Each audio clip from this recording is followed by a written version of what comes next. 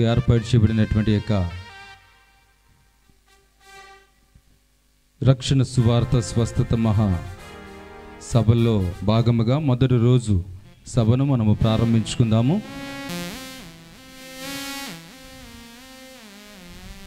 ప్రారంభ ప్రార్థనలు మనము చేద్దాము. మహాపరిశుద్ధుడ, మహాగణుడ, మహోన్నతుడ, మా ప్రియ పరలోకపు తండ్రి, నీ పరిశుద్ధమైన ఉన్నతమైన ఘనమైన నామమునకు వేలాది కోట్లాది వందనాలు, స్తుతులు, స్తోత్రాలు. సర్వోన్నతుడ, సకలాశీర్వాదములకు కారణభూతుడ, స్తుతి, ఘనత, మహిమ, ప్రభావములు చెల్లిస్తున్నాము దేవా. దైనందిన మా జీవితంలో మీరు కలిగి చేసిన కృపాక్షేమములు బట్టి వందనాలు తెలియజేస్తూ ఉన్నాం దేవా. ప్రత్యేకముగా నా తండ్రి ప్రభా 17, 18, 19 తారీఖుల్లో అయా జరగనైనటువంటి యొక్క నా తండ్రి రక్షణ సువార్త స్వస్థత మహాసభలను బట్టి నీకు కృతజ్ఞతాస్తుతులు చెల్లిస్తున్నాము తండ్రి. నీకు వందనాలు. ఈ 3 రోజుల సభల్లో భాగముగా మొదటి రోజు నీ పాద చెంతకు వస్తున్నాము తండ్రి. నీకు స్తోత్రాలు నాయన. ఇప్పటికే సమస్తాన్ని మీరు చక్కపరిచి క్షేమపరిచిన దేవా, నీకు స్తోత్రాలు తెలియజేస్తున్నాం తండ్రి. ఇదిగో నా తండ్రి ప్రభా ప్రారంభిస్తున్నటువంటి సభను మీరు దీవించి గణపరచమని ప్రార్థన చేస్తూ ఉన్నాం. ఆది నుంచి అంతమ వరకు కూడా నీ సన్నిధి మాతో ఉంచండి ప్రభా. నీకు స్తోత్రాలు. ఈ ప్రాంగణాన్ని ఈ ప్రాంతాన్ని మీరు స్వాధీనపరచుకోమని ప్రార్థన చేస్తున్నాం దేవా. ఇదిగో నా తండ్రి ప్రభా ఈ ప్రాంగణంలోనికి వస్తున్న ప్రతి ఒక్కరిని కూడా మీరు దీవించి గణపరచండి తండ్రి. దేవానికి స్తోత్రాలు తెలియజేస్తున్నాం తండ్రి ప్రభా. ఇగో సిద్ధపరచబడినటువంటి సౌండ్ సిస్టాన్ని బట్టి నీకు స్తోత్రాలు, ఆర్కెస్ట్రాని బట్టి నీకు వందనాలు తెలియజేస్తున్నాం, కరెంటుని బట్టి లైటింగ్ని బట్టి నీకు వందనాలు, ఏర్పాటు చేయబడినటువంటి ఇగో నా తన స్టేజ్ని బట్టి నీకు స్తోత్రాలనైనా. ఇగో నా తండ్రి ప్రభా సమస్తము కూడా నీ నామమునకు మహిమకరముగాను నీ నామమునకు ఘనతకరముగా సమస్తాన్ని మీరు స్వాధీనపరచుకోమని నేను ప్రార్థన చేస్తున్నాం తండ్రి. నీకు స్తోత్రాలు. ఈ ప్రాంగణంతను కూడా మీరు దీవించి గణపరచమని ప్రార్థన చేస్తున్నాం దేవా. నీకు కృతజ్ఞతాస్తుతులు చెల్లిస్తున్నాం. ఇదిగో ప్రత్యేకముగా నా తండ్రి ప్రభా ఈ ప్రారంభ ప్రార్థన నుంచి ఆఖరి ఆశీర్వాద ప్రార్థన వరకు కూడా నా తండ్రి ఈ పరిశుద్ధాత్మ సన్నిధి నా తండ్రి ఈ ప్రాంగణంలో బహుబలముగా మీరు ఆయా పని చేయించమని ప్రార్థన చేస్తున్నాం తండ్రి. నీకు స్తోత్రాలు. ఈ ప్రాంతమునకు ఈ స్థలమునకు రాబోతున్న ప్రతి ఒక్కరు మీరు దీవించి గణపరచమని ప్రార్థన చేస్తున్నాం. ఈ దినమునకు ముఖ్య అతని వాక్యోపదేశాలుగా మీరు ఏర్పాటు చేసినటువంటి దైవ శాఖలను బట్టి నీకు స్తోత్రాలు. వారి ప్రయాణంలోనూ మీరు తోడుగుండి నడిపించమని ప్రార్థన చేస్తున్నాం తండ్రి. నీకు స్తోత్రాలనైనా. ఘనమైన వాడానికి స్తోత్రాలు. ఇక్కడ నిలబడబోతున్న ప్రతి ఒక్కరిని కూడా మీరు దీవించి గణపరిచి ఆస్వాదించి మీరే మహిమ పొందుకోమని ప్రార్థన చేస్తూ సమస్త మహిమ ఘనత ప్రభావములు నీకు మాత్రమే ఆరోపిస్తూ యేసు క్రీస్తు నామములో పరిశుద్ధమైన నామములో ప్రార్థన చేస్తూ అడిగి వేడుకుంటూ పొందుకుని ఉన్నాము తండ్రి. ఆమేన్. దేవునికి స్తోత్రం చెప్దాం ఒకసారి గట్టిగా. హల్లెలూయా. చిన్న ప్రార్థన చేద్దాం. అందరూ కూడా సాధ్యమైతే మోకరించండి. లేని ఎడల తలలు వంచి కళ్ళు మూసుకున్నట్లయితే ఈ మీటింగ్ల కొరకు ప్రత్యేకంగా ప్రార్థన చేద్దాం. ప్రార్థన ద్వారా అసాధ్యమైనది ఏది కూడా లేదు. ప్రార్థన వలనే సమస్తము సాధ్యమవుతుందని దేవుని యొక్క వాక్యము సెలవిస్తూ ఉన్న రీతిగా మనందరము కూడా ప్రార్థన చేద్దాం. అందరూ కూడా కళ్ళు మూసుకున్నట్లయితే చిన్న ప్రార్థన చేద్దాం. ప్రేమ కనికరము కలిగిన మా ప్రియ పరలోకపు తండ్రి, మీ ఘనమైన శ్రేష్టమైన నామానికి వేలాది వందనాలు, స్తుతులు, స్తోత్రాలు చెల్లించుకుంటున్నాము ప్రభువా. గడిచిన కాలమంతయు కూడా మమ్మల్ందరినీ క్షేమంగా కాచి కాపాడి సజీవులుగా ఆరోగ్యవంతులుగా ఉంచి మరొక పర్యాయము ఈ రాత్రికాల సమయంలో ఆయాని సేవకులు దైవజనులు సువన్ రాజయ్య గారిని బట్టి ప్రత్యేకముగా ప్రార్థన చేస్తున్నాము ప్రభువా. జ్ఞాపకం చేసుకోండి నాయనా. మరి మీ సేవకులకు ఇచ్చినటువంటి ఆ తలాంపును బట్టి ఆ ప్రేరేపణ బట్టి నీకు వందనాలు, స్తుతులు, స్తోత్రాలు చెల్లించుకుంటున్నాము నాయనా. మరి నీ సేవకులు ఈ దినమున ఈ ధర్మాజగూడెం పరిసర ప్రాంతాలలో మోడల్ కాలనీలో ఈ విధంగా బహిరంగంగా మీ యొక్క రాజ్య స్వార్థను ప్రకటించడానికి మీరు చూపినటువంటి గొప్ప కృపను బట్టి ప్రేమను బట్టి వందనాలు, స్తుతులు, స్తోత్రాలు చెల్లించుకుంటున్నాము నాయనా. ఈ రాత్రికాల సమయంలో పరలోకము నుండి మీ తేజో మహిమతో ఈ ఆవరణమును నింపమని, మీ వెలుగుతో నింపమని, మీ పరిశుద్ధాత్మ సన్నిధిని ఈ స్థలములో మీరు ఉంచమని ప్రార్థన చేస్తున్నాము ప్రభువా. మీకు స్తోత్రాలు. ఈ ప్రాంగణానికి వచ్చిన బిడ్డలందరినీ కూడా క్షేమంగా ఈ స్థలానికి నడిపించారు ప్రభువా. నీకు స్తోత్రాలు. ఇంకా మార్గ మధ్యలో ఉన్నటువంటి బిడ్డలందరూ కూడా త్వరపడి ఈ స్థలమునకు రావడానికి వారి యొక్క ప్రయాణాలలో మీరు తోడై ఉండమని ప్రార్థన చేస్తున్నాను ప్రభువా. మీకు స్తోత్రాలు. ఈ దినము నుండి 3 దినములు మీ రాజ్య సువార్తను ఈ స్థలము నుండి ప్రకటన చేస్తూ ఉండగా అయా మీ సన్నిధిని కృపాహస్తమును తోడుగా ఉంచి అనేక మంది నశించిపోతున్నటువంటి ఆత్మలు అయా ఈ స్థలములో పట్టబడడానికి సహాయము చేయండి. అయా అనేక మంది రక్షింపబడడానికి సహాయము చేయండి.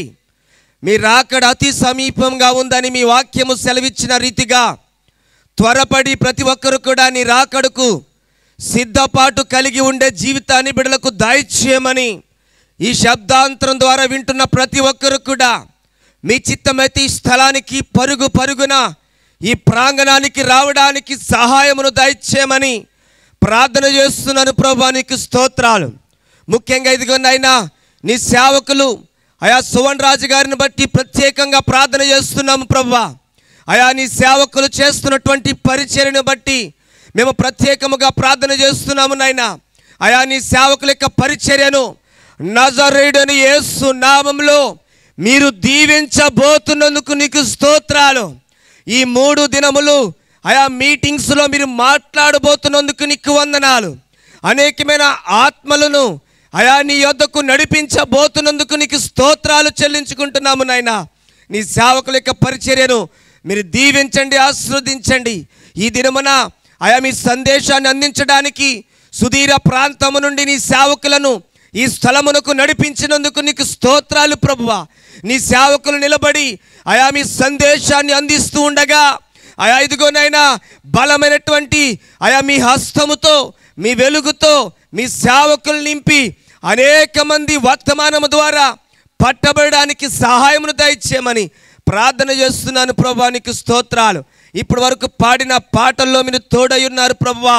వాక్య పరిచర్యలో ఆరాధన క్రమంలో ఆది నుండి అంతవరకు మీరే తోడయుండి మీ నామానికి మాత్రమే మహిమకరంగా మాకు ఆశీర్వాదకరంగా ఈ కూటములు జరగడానికి సహాయము చేసి మీ నామానికి మహిమ ఘనత ప్రభావములు చేకూర్చుకోమని మా ప్రభువు రక్షకుడైన యేసయ్య నామములో ప్రార్థించి అడిగి వేడుకుంటున్నాము తండ్రి.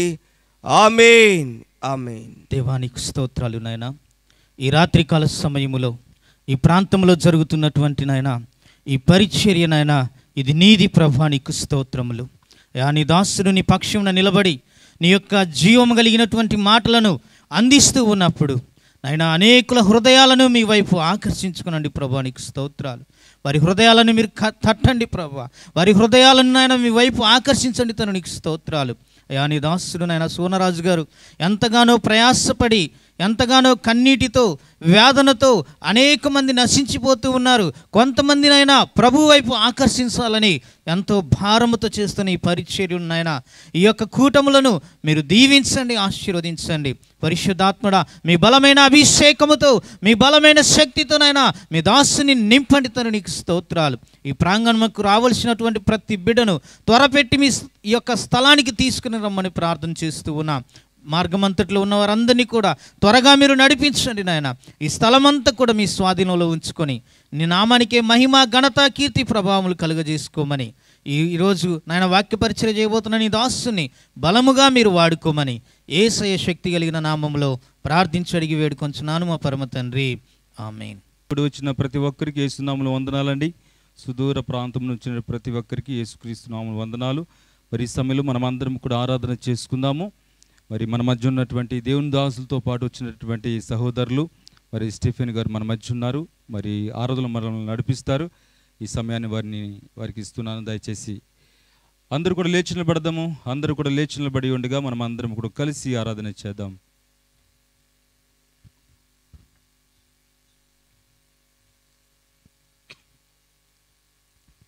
అందరము కళ్ళు మూసుకుని ఒక్క నిమిషం ప్రభువుకు స్తోత్రాలు చెప్దాం.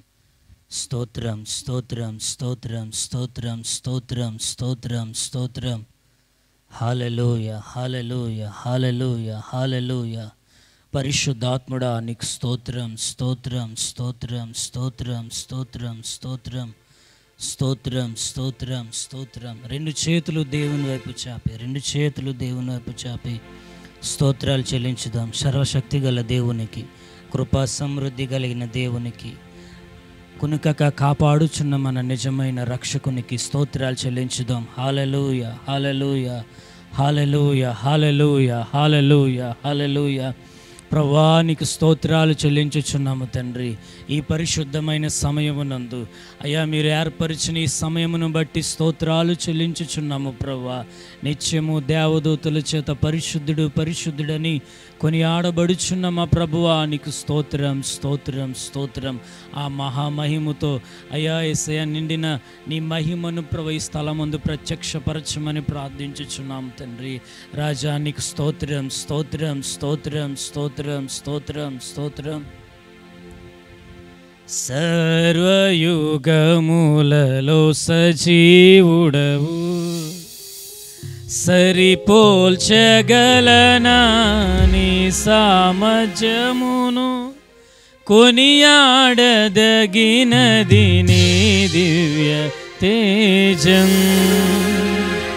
నా ధ్యానం నా ప్రాణం నీవే యేసయ్యా, నా ధ్యానం నా ప్రాణం నీవే యేసయ్యా.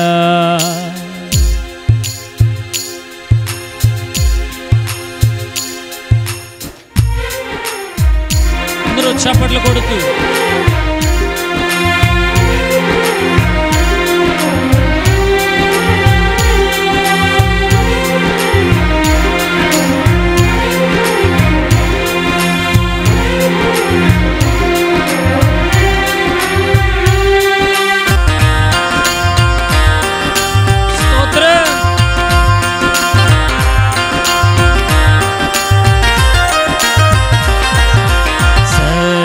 యుగములలో సజీవుడవు, సరిపోల్చగలనా నీ సామర్థ్యమును, కొనియాడదగినది నీ దివ్య తేజం. నా ధ్యానం నా ప్రాణం నీవే యేసయ్యా, నా ధ్యానం నా ప్రాణం నీవే యేసయ్యా. సరిపోల్చగలనా నీ సామర్థ్యమును, కొనియాడదగినది నీ దివ్య తేజం. నా ధ్యానం నా ప్రాణం నీవే యేసయ్యా, నా ధ్యానం నా ప్రాణం నీవే యేసయ్యా. అందరూ చప్పట్లు కొడుతూ యేసయ్య నామాన్ని కనపరచుదాం. స్తోత్రం.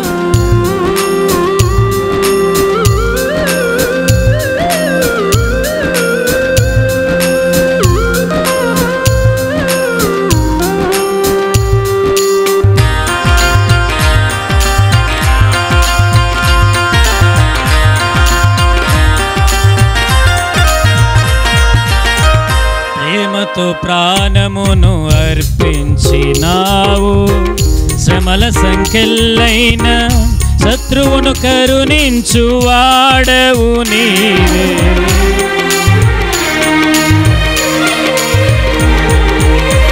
ప్రేమతో ప్రాణమును అర్పించినావు, శ్రమల సంఖ్యలైన శత్రువును కరుణించు వాడవు నీవే.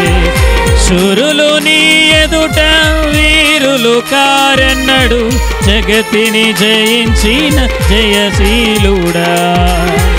శూరులు నీ ఎదుట వీరులు కారెన్నడు, జగతిని జయించిన జయశీలుడా. సర్వయుగములలో సజీవుడవు, సరిపోల్చగలనా నీ సామర్థ్యమును, కొనియాడదగినది నీ దివ్య తేజం. నా ధ్యానం నా ప్రాణం నీవే యేసయ్యా, నా ధ్యానం నా ప్రాణం నీవే యేసయ్యా. అందరూ చప్పట్లు కొడుతూ యేసయ్య నామాన్ని కనపరుచుదాం. స్తుతుల దుర్గమును స్థాపించువాడైన హల్లెలూయా, స్తోత్రం, స్తోత్రం. పరిశుద్ధాత్మ దేవుడి స్థలమందు సంచరించుచూ ఉండగా బలమైన ఆత్మ బలము పొందిన వారమై, పరిశుద్ధాత్మ శక్తి పొందిన వారమై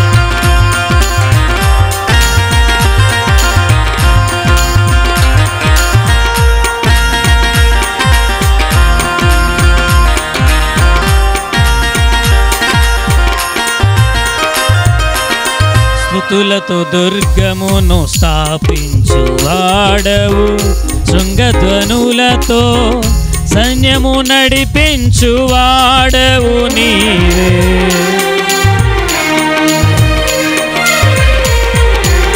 స్తుతులతో దుర్గమును స్థాపించువాడవు, శృంగధ్వనులతో సైన్యము నడిపించువాడవు నీవే. నీయందు ధైర్యమును నే పొందుకొనేదను, మరణము గెలిచిన బహుధీరుడా. నీయందు ధైర్యమును నే పొందుకొనేదను, మరణము గెలిచిన బహుధీరుడా. సర్వయుగములలో సజీవుడవు, సరిపోల్చగలనా నీ సామర్థ్యమును, కొనియాడదగినది నీ దివ్య తేజం. నా ధ్యానం నా ప్రాణం నీవే యేసయ్యా, నా ధ్యానం నా ప్రాణం నీవే యేసయ్యా.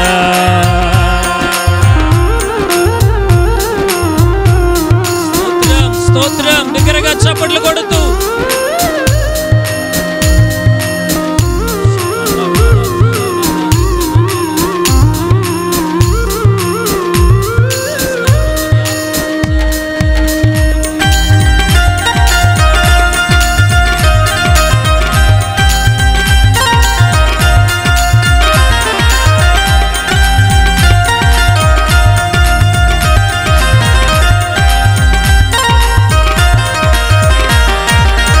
కృపలతో రాజ్యమును స్థిరపరచు నీవు, బహుతరములకు శోభాతిశయముగా చేసితివి నన్ను.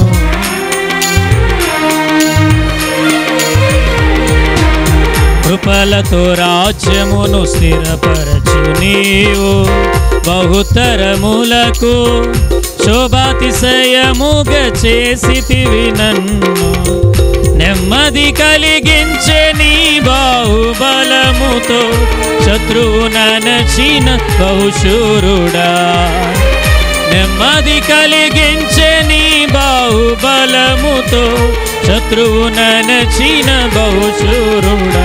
అందరూ కలిసి సర్వయుగముల సజీవుడవు, సరిపోల్చగలనా నీ సామర్థ్యమును, కొనియాడదగినది నీ దివ్య తేజం. నా ధ్యానం నా ప్రాణం నీవే యేసయ్యా, నా ధ్యానం నా ప్రాణం నీవే యేసయ్యా, నా ధ్యానం నా ప్రాణం నీవే యేసయ్యా, నా ధ్యానం నా ప్రాణం నీవే యేసయ్యా. సరిపోల్చగలనా నీ సామర్థ్యమును, సరిపోల్చగలనా నీ సామర్థ్యమును, కొనియాడదగినది నీ దివ్య తేజం, కొనియాడదగినది నీ దివ్య తేజం.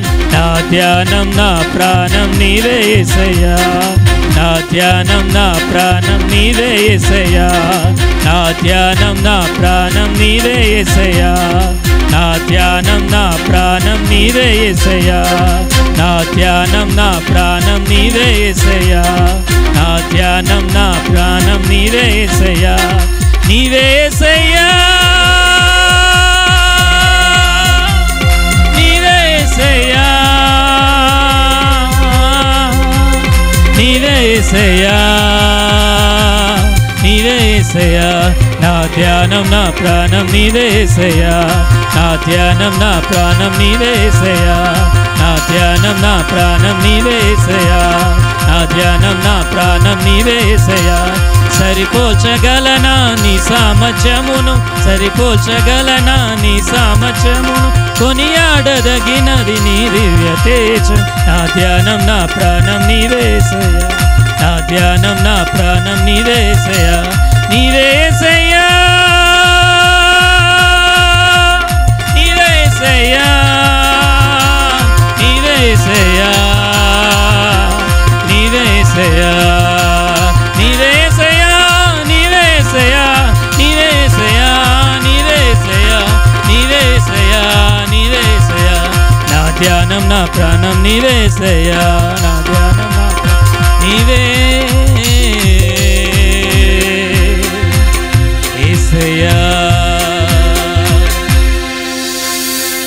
సరిపోల్చగలనా నీ సామర్థ్యమును కొనియాడదగినది నీ దివ్య తేజం నా ధ్యానం నా ప్రాణం నీవే యేసయ్యా నా ధ్యానం నా ప్రాణం నీవే యేసయ్యా. ఒక్క నిమిషం రెండు చేతులు దేవుని వైపు చాపి చెప్దామా? నా ధ్యానం నా ప్రాణం నీవే యేసయ్యా. అందరూ నోరు తెరిచి నా ధ్యానం నా ప్రాణం నీవే యేసయ్యా. నీ యందు ధైర్యమును నే పొందుకొనేదను మరణము గెలిచిన బహుధీరుడా. నీ యందు ధైర్యమును నే పొందుకొనేదను మరణము గెలిచిన బహుధీరుడా. నా ధ్యానం నా ప్రాణం నీవే యేసయ్యా. నా ధ్యానం నా ప్రాణం నీవే యేసయ్యా.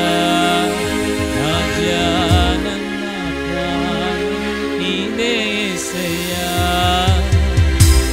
నా ధ్యానం నా ప్రాణం నీవే యేసయ్యా.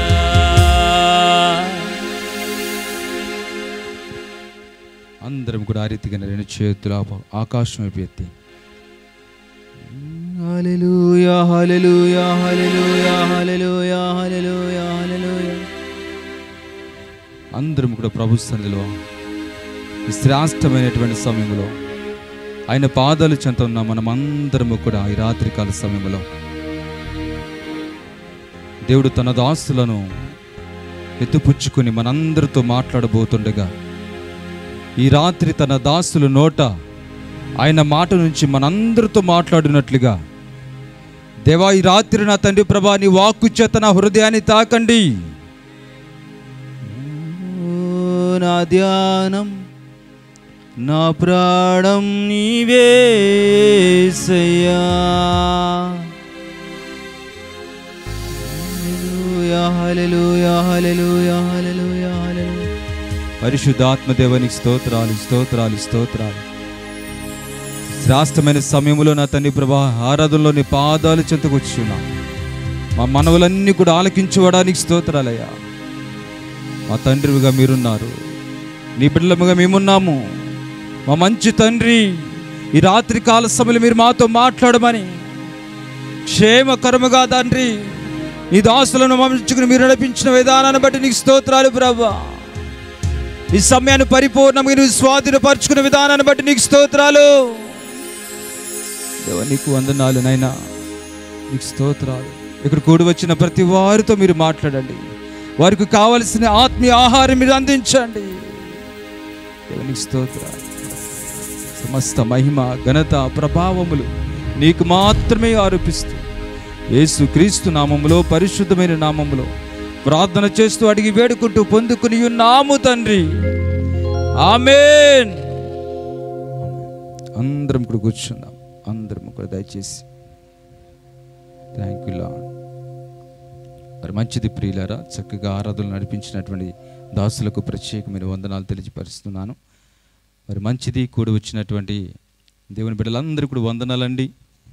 అందరికీ వందనాలు. నవ్వుతూ చెప్పొచ్చుగా, అందరికీ వందనాలండి. చాలా సంతోషం ప్రియులారా.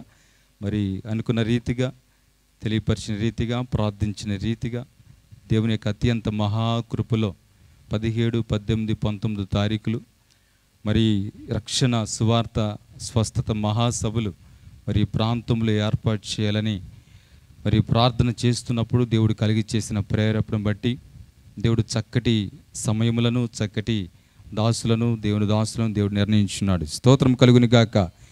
ఈ 3 రోజుల సభలో భాగముగా మొదటి రోజుగా ముఖ్య వర్తమానికులుగా రావులపాలెం నుంచి దేవుని దాసులు మన మధ్యకు వచ్చి ఉన్నారు. మలాకి అయ్యగారు మన మధ్యకు వచ్చి ఉన్నారు.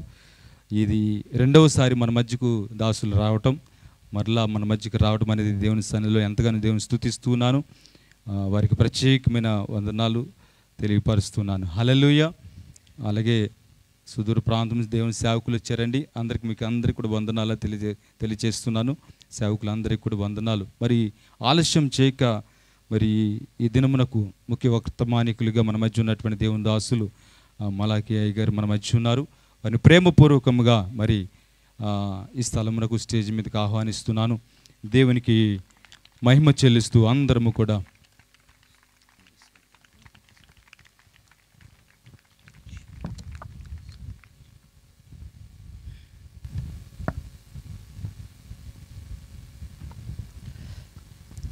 దేవుని పరిశుద్ధ నామమునకు మహిమ కలుగును గాక. అందరూ ఒకసారి ఆమెన్ చెప్తారా? ఆమెన్. మరి నన్ను ఎంతో ప్రేమతో మీ మధ్యకు ఆహ్వానించినటువంటి స్థానిక సంఘ కాపరి బ్రదర్ సువర్ణరాజు గారికి, వారి కుటుంబానికి, స్థానిక సంఘానికి నా ప్రత్యేకమైన ధన్యవాదాలు తెలియచేస్తూ ఉన్నాను. వేదికను అలంకరించినటువంటి అభిషిక్తులైన దైవజనులందరికీ పేరు పేరున నా హృదయపూర్వక వందనాలు తెలియపరుస్తున్నానండి. మరి ఈ ప్రాంతానికి సువర్ణరాజు గారికి నన్ను పరిచయం చేసినటువంటి సహోదరులు, మాకు అత్యంత ప్రియులు పాల్ విన్సెంట్ బ్రదర్ గారికి, వారి టీంకి నా ప్రత్యేకమైన వందనాలు తెలియపరుస్తున్నాను. చక్కటి సంగీతం అందిస్తున్న సహోదరులకు, చేరువచ్చినటువంటి గ్రామస్తులకు, సంఘస్థులకు, సౌండ్ సిస్టమ్ ఆపరేట్ చేస్తున్న తమ్ముళ్ళకు అందరికీ, అలాగనే మమ్మల్ని ఈ రీతిగా వారి యొక్క క్యామ్లో మమ్మల్ని చూపిస్తున్నటువంటి వీడియో షూట్ వారికి కూడా నా ప్రత్యేకమైన ధన్యవాదాలు తెలియజేస్తూ ఉన్నాను. ఇప్పటికే చాలా సమయం అయింది, పరిస్థితులన్నీ కొంచెం తారుమారుగా ఉన్నాయి కనుక తేలికపాటి వాక్య భాగాన్ని ఈ రాత్రి మీ ఎదుట ఉంచి మిమ్మలను ప్రభు ఆత్మకు అప్పగించాలని నేను ఆశపడుతూ ఉన్నాను. పరిశుద్ధ గ్రంథంలో యోహాను సువార్త అందరూ పరిశుద్ధ గ్రంథాలు తెరవండి. 8వ అధ్యాయం మొదటి నుండి 11 వచనాల వరకు ఉన్నటువంటి సంగతులను ఈ రాత్రి మీ ఎదుట నేను ప్రభు పేరట ప్రకటించాలని ఆశపడుతూ ఉన్నాను. ఎవరు అటు ఇటు తిరగొద్దు. ఉన్నవారందరూ శ్రద్ధగా కూర్చుని ప్రతి ఒక్కరూ కూడా మీ మనస్సుని దేవుని వాక్యం మీద కేంద్రీకరించాలని మరొక మారు ప్రేమతో మీ అందరికీ కూడా మనవి చేస్తూ ఉన్నాను. ఆ కాలంలో యేసు ప్రభువారు శరీరధారిగా ఈ లోకంలో సంచారం చేస్తూ ఉన్నారు.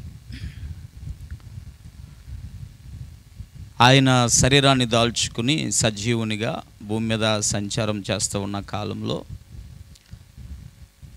అనేక మంది రోగులను యేసు ప్రభు స్వస్థపరిచారు. పక్షవాయువు గలవారిని నడిపించారు, గుడ్డివారికి కన్నులు తెరిచారు, మోగవారిని మాట్లాడించారు, చాంద్ర రోగులను స్వస్థపరిచారు, దెయ్యాలు దురాత్మలు పట్టిన వారికి యేసు ప్రభు గొప్ప విడుదలను అనుగ్రహించారు. యేసు ప్రభు చేసినటువంటి సూచక క్రియల ద్వారా, అద్భుతాల ద్వారా అనేక మంది ప్రజలు యేసు ప్రభు దగ్గరికి వస్తూ ఉండేవారండి.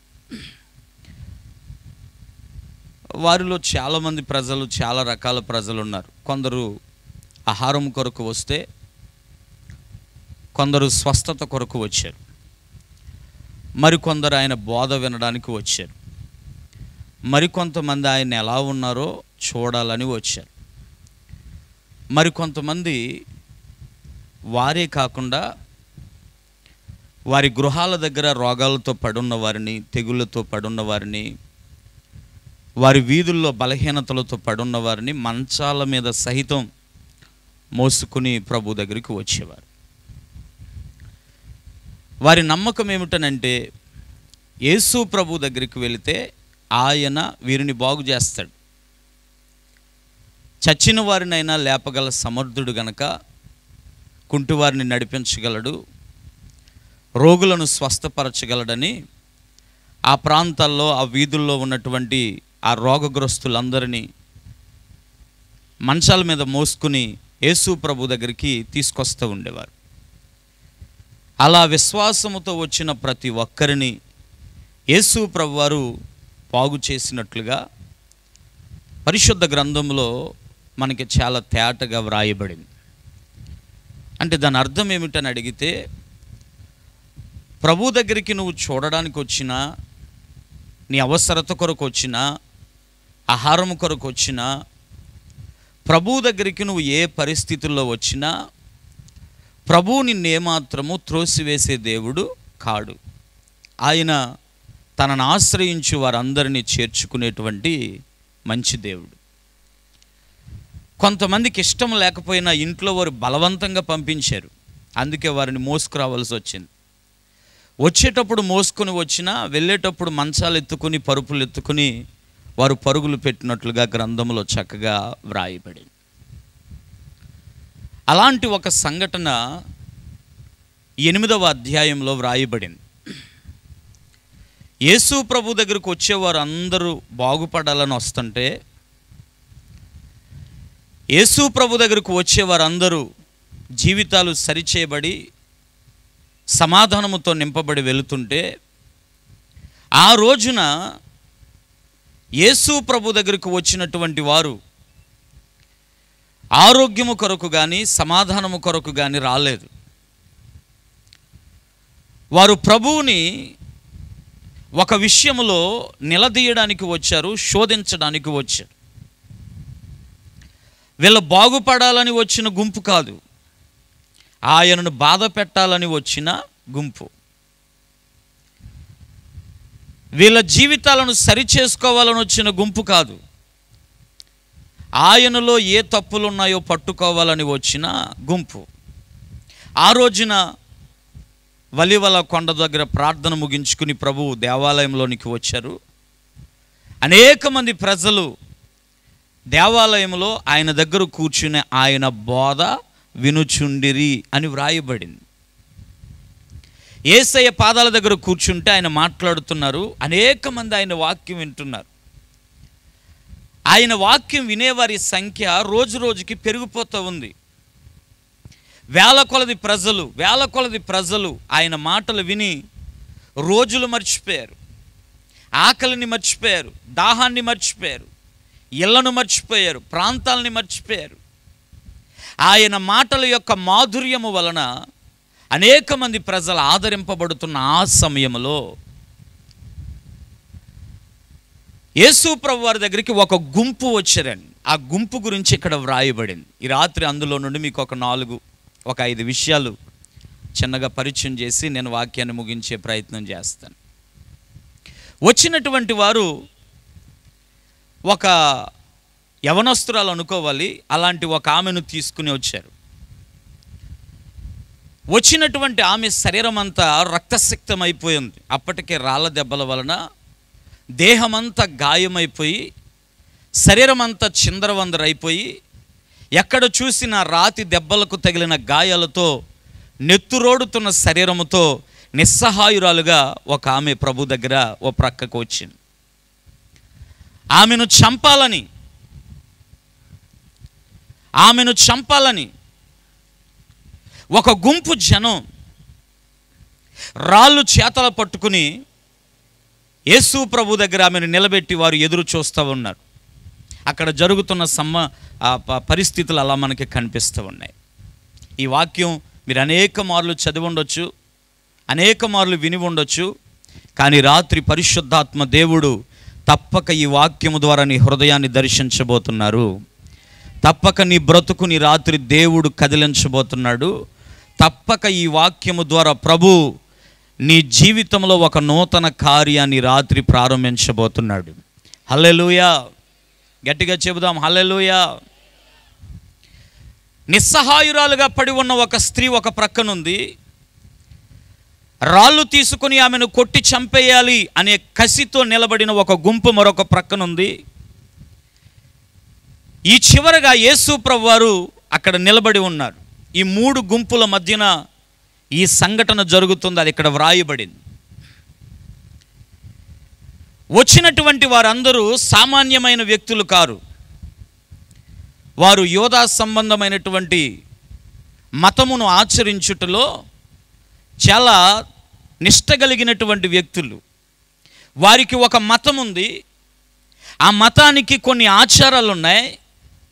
ఆ ఆచారాల ప్రకారం, ఆ మత విశ్వాసాల ప్రకారం ఎవరైనా అలాంటి పాపము చేస్తే, ఆమె చేసిన పాపం అక్కడ వ్రాయబడింది, మీకు చెబుతాను వెళ్ళే కొలది. ఆమెను రాళ్లతో కొట్టి చంపేయాలి అని వారి యొక్క విశ్వాసం, వారి యొక్క ఆచార వ్యవహారాలు వారికి నేర్పించాయి. వారు నమ్మినటువంటి ఆచారాన్ని చేతపట్టుకుని అదే ఆచారము క్రింద బ్రతుకుతున్న మరొక ఆమెను గాయపరుస్తూ ప్రభు దగ్గరికి తీసుకొచ్చారు. ప్రియా దేవుని సంగమా, ఈ రాత్రి మాటలు జాగ్రత్తగా హృదయంలోనికి తీసుకోండి. ఒక నిస్సహాయురాలు పడి ఉంది. కొట్టడానికి 100 చేతులు ఒక ప్రక్కన నిలబడి ఉన్నాయి, రాళ్ళు పట్టుకుని ఉన్నాయి. మరొక ప్రక్కన సహాయము చేయగల సమర్థుడు ఆయన తన హృదయపూర్వకంగా ఒక చోట నిలబడి ఉన్నాడు. ఈ దృశ్యాన్ని ఒక్కసారి మీ అంతరంగాల్లోనికి రానివ్వండి. ఈ ఆలోచనను మీ మనస్సులోనికి రానివ్వండి. ఇదిగో లేఖనం ఈ విధంగా చెబుతుంది. ప్రభు దగ్గరికి తీసుకొచ్చారు. ప్రభుని అడుగుతున్నారు, ప్రభువా, ఇలాంటి పాపము చేసిన ఆమెను రాళ్లతో కొట్టి చంపమని మా ఆచారం మాకు బోధించింది. మా మత విశ్వాసాలు మాకు బోధించాయి. ఆ విశ్వాసాన్ని ఆధారంగా చేసుకుని ఈమెను రాళ్లతో కొడుతున్నాం. ఈమెను రాళ్లతో కొడుతూ ఉండగా నీవు గుర్తొచ్చావు. నీ బోధలు చూస్తే అమూల్యముగా ఉన్నాయి. నీ మాటలు చూస్తే దయతో ఉన్నాయి. నీ బోధలు చూస్తే ప్రేమతోనూ కనికరముతోనూ ఉన్నాయి. ఇలాంటి పాపము చేసిన ఈమెతో నువ్వు ఎలాంటి మాటలు మాట్లాడతావో ఒకసారి తేల్చుకుందామని వచ్చాం. ఒకవేళ ఈమెను కొట్టొద్దు అని చెబితే ఇతను మోషే ధర్మశాస్త్రాన్ని అతిక్రమిస్తున్నాడని ఆమెతో పాటు ఇతనిని కూడా రాళ్ళతో కొట్టి చంపాలా. ఒక్క పాపముతో పట్టబడిన స్త్రీని ఆధారంగా చేసుకుని ప్రభువు మీద కూడా దాడి చేయడానికి సిద్ధపడే వారక్కడికి వచ్చారు. జాగ్రత్తగా గమనించండి. ఎక్కడ పాపం చేసిందో తెలీదు. ఆమె పాపము చేయడానికి అనుకూలించిన పరిస్థితులు ఏమిటో మనకి తెలియదు. ఆమె మీద పడినటువంటి ముద్ర ఆమె పాపాత్మురాలు అని. ఆమె పాపం ఆమెను తరమడం మొదలెట్టింది. ఆమె చేసినటువంటి అపవిత్రత, ఆ వ్యభిచారం అనే దోషం ఆమె జీవితం మీద ఏలుబడి చేయడం మొదలెట్టింది. చానాళ్ళు ఎవరి కంట పడకుండా ఆమె జాగ్రత్త పడింది. కానీ ఒకానొక దినాన్న అది సమాజం యొక్క కంట పడింది. ఎప్పుడైతే సమాజము కంట ఆ పాపం పడిందో సమాజం ఆమెను క్షమించడానికి ఒప్పుకోలేదు. సొసైటీ ఆమెను కనికరించడానికి ఒప్పుకోలేదు. నేను చెప్పాలనుకున్న మాట ఏమిటనంటే, ఆమె జీవితంలో ఉన్న పరిస్థితులు ఏమిటో మనకి తెలియదు. ఆమె ఎదుర్కొంటున్నటువంటి అనుభవాలు ఏమిటో మనకి తెలియదు. ఆ విషయాలు అక్కడ వ్రాయబడలేదు. మంచికి జరిగిందో చెడ్డకి జరిగిందో నాకు తెలియదు. కానీ పరిశుద్ధ గ్రంథం ఈ విధంగా వ్రాయబడింది. అప్పటి వరకు ఆమె జీవితంలో జరిగిన ఎన్నో పరిస్థితులు ఆమెను ముక్కలు చేసి ఉండొచ్చు. మానసికంగా వేధించి, దుఃఖపరిచి, కన్నీళ్లు పెట్టించి ఉండొచ్చు. కానీ ఆ రోజున ఆమె ప్రజల కంట పడడము ద్వారా, ఆమె ప్రజలకు దొరకడము ద్వారా మానసికంగా అనుభవించే వేదనతో పాటు శారీరకమైన శ్రమ కూడా ఆమెకు తోడైంది. ఆమె జీవితంలో ఎదురైన పరిస్థితులు ఆమెను ఎక్కడికి తీసుకొని వెళ్ళాయనంటే యేసయ్య పాదాల యొద్దకు వెళ్ళేటట్లు చేశాయి. నా మాటలు జాగ్రత్తగా తీసుకోండి. సమాజము కొడుతుంది, మానసికంగా కృంగిపోతుంది, మరణము తన కళ్ళ ముందు కనబడుతుంది. అలాంటి పాపాత్మురాలను రాళ్లతో కొట్టి కుప్పవేసి అక్కడ ఒక బోర్డు తగిలించాలి. పరిస్థితి ఆమెకు అర్థమవుతుంది. ఆధారం లేదు, పరిస్థితులు అనుకూలంగా లేవు. ఆమెకు చివరిగా దొరికిన ఒకే ఒక్క అవకాశం ఒకే ఒక్క అవకాశం, అది కూడా ఆమె తనంతట తాను రాలేదు. పరిస్థితులు ఆమెను ఎక్కడికి తీసుకొని వచ్చానంటే యేసయ్య పాదాల యొద్దకు నడిపించి. దేవునికి ఒక స్తోత్రం చెబుదామా? రాళ్ళ దెబ్బలు తింటూనే, పడరాని అవమానాలు పడుతూనే, నిందలు పడుతూనే, ఆ పరిస్థితుల వలన నెట్టబడుతూ, కొట్టబడుతూ, దూషింపబడుతూ, ద్వేషింపబడుతూ ఆమె జీవితం ఎక్కడికి దొర్లించబడింది అని అడిగితే యేసయ్య పాదాల దగ్గరికి దొర్లించబడింది. మొదటగా ఈమె గురించి 2 మాటలు నన్ను చెప్పనివాడు. ఈ రాత్రి స్థలములో కూర్చున్న నీవు, నీ జీవితం, నీ అనుభవం, నీ వ్యక్తిగత పరిస్థితులు ఏవైనా కావచ్చు. ఈ లోకములో మనము జీవిస్తూ ఉండగా, ఈ లోకములో మన జీవిత విధానాన్ని కొనసాగిస్తూ ఉండగా, మన జీవితాన్ని నలిపివేసేటువంటి పరిస్థితులు మనకి ఎన్నైనా రావచ్చు. మనలను కృంగదీసే అనుభవాలు మనకి ఎన్నైనా రావచ్చు. ఈ సమాజంలో నీ ముసుగు తెలియనంత కాలం నీవు దొరగానే బ్రతుకుతూ ఉంటావు. ఈ లోకములో నీ ముసుగు తొలగనంత కాలం, నీ వేషం బయట పడనంత కాలం, నీ దోషం, నీ పాపం బయట పడనంత కాలం నీ ఇంటికి నీవు రానివే, నీ కుటుంబానికి నీవు రాజువే, నీ తల్లిదండ్రులకు నీవు బంగారానివే, నీ భర్తకు నీవు వజ్రానివే, నీ భార్యకు నీవు కిరీటానివే. ఎప్పుడైతే నీ పాపం బయటపడిందో, ఎప్పుడైతే నీ దోషం బయటపడిందో, ఎప్పుడైతే నీ అవిధేయత, నీ అతిక్రమం ప్రజల ఎదుట బట్టబయలైందో, ఆ రోజున సమాజమే కానీ, కుటుంబమే కానీ, పరిస్థితులే కానీ, సంఘమే కానీ, నీ అన్నదమ్ములే కానీ, నిన్ను కట్టుకున్న వారే కానీ నిన్ను చూసే చూపు, నిన్ను తిట్టే తిట్టు, నిన్ను కొట్టే చెయ్యి, నీ మీద పడే అవమానం, మనిషి కొంతకాలం ఈమె చేసిన పాపం ఎవరికీ తెలియలేదు. చాలా గుట్టు చప్పుడు కాకుండా కార్యక్రమాలు చక్కబెట్టింది. ఎప్పుడైతే ఆమె బ్రతుకు బయటపడిందో సమాజము వలన తృణీకరించబడింది, సమాజము వలన అవమానించబడింది, హేళన చేయబడింది, కృంగదీయబడింది, నలగగొట్టబడింది. సమాజం అంతా ఒక్కటై ఆమెను రాళ్లతో కొట్టడం, తరమడం మొదలైంది. నా ప్రియమైన దేవుని సంగమా, దయతో నన్ను పొరపాటుగా అర్థం చేసుకోవద్దు.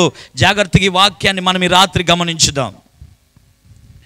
ఎక్కడో పాపములో పట్టబడిన స్త్రీ అట అని మనం ఎవరి గురించో చెబుతున్నాం.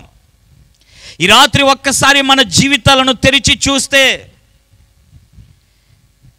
ఎప్పటి వరకు నువ్వు దొరకలేదు గనక దొరగా ఉన్నావు. నీ బ్రతుకు యొక్క జీవితపు ముసుగు తెలవలేదు గనక,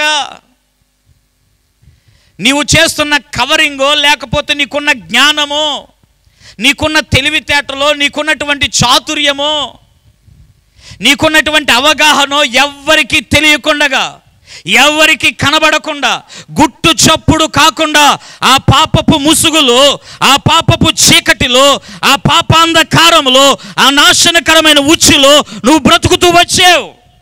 ఎవరికి దొరకలేదు గనక నీవు దొరవే, నీవు మహారాణివే. కానీ నీ ఒకానొక దినాన్న ఈ ముసుగు తొలగి నీ పాపం బయలుపడే రోజు వస్తుంది.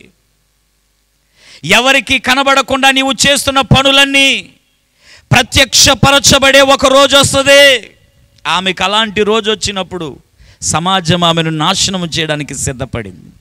ఆమె జీవితం మీద కొట్టిన పరిస్థితులు ఆమెను ప్రభు దగ్గరికి నడిపించాయి. బహుశా ఇప్పుడు నీ పరిస్థితి బాగుంది.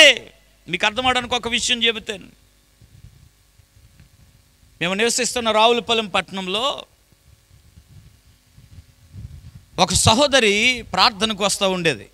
శుక్రవారమే వచ్చేది ఉపవాస ప్రార్థనకు, ఆదివారం వచ్చేది కాదు. వారు గవర్నమెంట్ ఎంప్లాయ్, వాళ్ళు లూథరన్ సహవాసానికి వెళ్తూ ఉండేవారు. కొంతకాలం ఉన్నారా, తర్వాత వాళ్ళకి జాబు ట్రాన్స్ఫర్ అయ్యి వేరే చోటుకి వెళ్ళిపోయారు. ఆ సహోదరి శుక్రవారం మాత్రమే వచ్చేదండి. వచ్చిన ప్రతి వారం దేవుని సన్నిధిలో బోరుమని ఏడుస్తూ ఉండేది. ఏంటి ఈవిడ ఎలా ఏడుస్తుంది? శుక్రవారం మామూలుగా మాకు అక్కడ స్వస్థతశాలలు అవి ఎక్కువ ఉండడం వల్ల శుక్రవారం చాలా తక్కువగా వస్తారు మందిరానికి. ఆదివారం దేవుని కృపను బట్టి జనం బాగానే గ్యాదర్ అవుతారు. తక్కువ మంది రావడం వల్ల ఆమె నోటి నా మనసులో పడింది ఆమె కన్నీరు.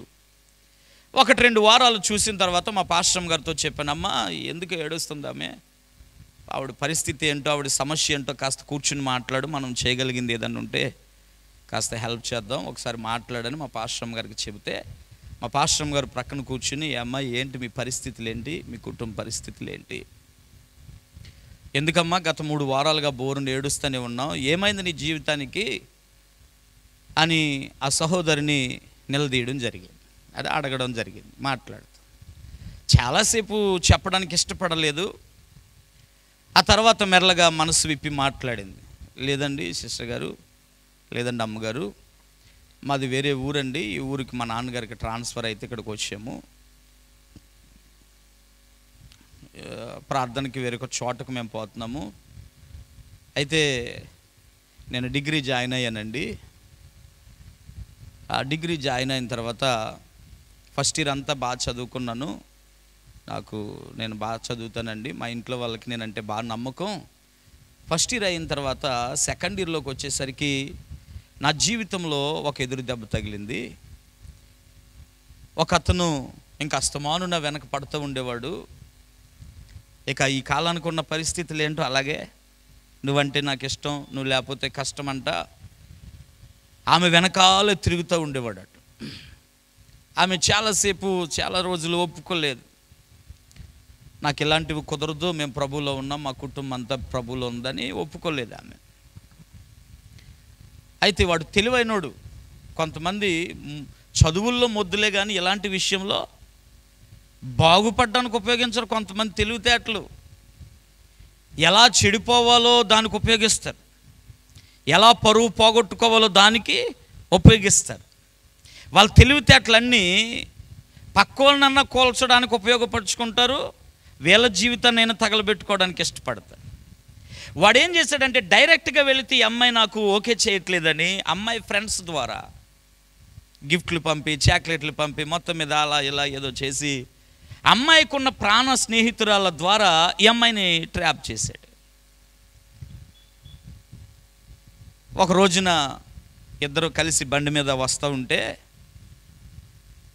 పోలీసులు ఆపేటువంటి ఒక చోట వాళ్ళ నాన్నగారు బండి ప్రక్కన ఉంది, ఈమె బండి ప్రక్కకు వచ్చి ఆగింది. ఈ కుర్రోడు బండి, ఈడేమో నల్ల తుమ్మ మూడులాగా ఉన్నాడు, అమ్మాయి ఏమో గంధపు చెక్కలాగా ఉంది. ఈడికి ఆ అమ్మాయికి ఏ రీతిగా చూసినా ఆర్థికంగా తగదు, మానసికంగా కుదరదు, అందములో కుదరదు, ఏ కోణంలో చూసినా ఇద్దరికి ఏమీ సెట్ అవ్వదు. అలాంటి నల్ల తుమ్మమోడు లాంటి మనిషి వెనకాల ఈ అమ్మాయి కూర్చున్నది, చేతులు వేసుకుని.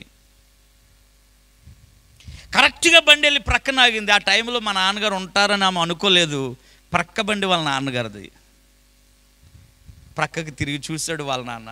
ఆ అమ్మాయి చూసింది, ఏమీ మాట్లాడలేదు. వాళ్ళ నాన్న ఇంటికి వెళ్ళిపోయాడు. కథలు కాదు, వాక్యం చెబుతాను మీకు కొంచెం. ఇంటికి వెళ్ళిన తర్వాత కొట్టేస్తాడేమో, చంపేస్తాడేమో, ఇక 4 తన్నులో 4 చెంపదెబ్బలో పడతాయి, వాళ్ళు లేకపోతే చచ్చిపోదామని చెప్పేద్దామని తెగించేసింది ఈ అమ్మాయిక. వాళ్ళ నాన్న మారు మాట మాట్లాడలేదు. రోజు గడిచిపోయింది, ఏమనలా. 2 రోజులు గడిచాయి, ఏమనలా. ఒక వారం రోజులు గడిచేసరికి ఈ అమ్మాయికి డౌట్ వచ్చింది.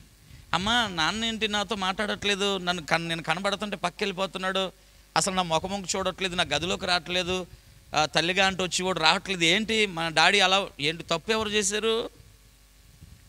తప్పు చేసింది ఈ అమ్మాయి వాళ్ళ అమ్మను అడుగుతుందట, నాన్న అసలు నాతో ప్రేమగా ఉండట్లేదు మమ్మీ, ఏమైంది డాడీకి అని. వెంటనే వాళ్ళ అమ్మ ఒక మాట అందట, నువ్వు చేసిన పనికి ఇద్దరం చావాలి, కానీ నీ వెనకాల ఉన్న పిల్లల కోసం ఆలోచించి మేము బతుకున్నాం, మొన్నాడు ఎవరితోనూ బండి మీద కనపడ్డావంట కదా అని వాళ్ళ అమ్మ నిలదీస్తే తెలిసిపోయిందా, కానీ మా నాన్నగారు నన్ను ఇంకా అడగలేదు. అడగకపోగా ఎదురు పడుతుంటే ఒక వ్యభిచారిని చూసినట్లుగా చూస్తున్నాడట, బరి తెగించిన ఒక స్త్రీని చూసినట్లుగా ఆ తండ్రి తన బిడ్డను చూస్తుంటే ఆ పిల్ల గుండె తట్టుకోలేక ఎక్కడేడాలో తెలక మందిరానికి వచ్చి ఏడుస్తుందన్నమాట. అది విషయం. కనబడకపోతే కొంతకాలం నడుచును, తెలిసి తెలిసిన తర్వాత గుండె పగిలింది. ఏది దాచిందో దాచినంత కాలం, దాగినంత కాలం అది ఆమెకు ఆనందంగానే ఉంది. బయటపడిన రోజున అది ఆమె గుండెకు బరువుగా, మనస్సుకు వేదనగా, కుటుంబంలో ఆమెకు అవమానంగా అది కనిపించింది. ప్రియమైన చెల్లెలారా, తమ్ముళ్ళారా, మీరు అందరు ఇక్కడ ఉన్నారే. ఎన్నోసార్లు మీ తల్లిదండ్రులు మీ గురించి మాట్లాడిన మాటలు, సమాజం మీ గురించి మాట్లాడిన మాటలు, మీ చుట్టూ ఉన్నవారు మీ గురించి మాట్లాడిన మాటలను ఒక్కసారి ఆలోచించండి. తప్పు దొరకనంత వరకు నీవు దొరవే. దొరికిన తర్వాత నీ మీద పడే ప్రతి మాట, ప్రతి అవమానం నీ జీవితాన్ని దినదినానికి పతనావస్థలోకి తీసుకువెళ్ళి ఒక నిరాశ, నిస్పృహలు కలిగిన పరిస్థితుల మధ్యన నీ బ్రతుకుని నిలబెడతాయి. ఒకవేళ ఈ రాత్రి ఈ వాక్యం వింటూ ఉండగా ఈ మాటలు బహుశా దేవుడు నీతో మాట్లాడుతున్నట్టే ఉండొచ్చు.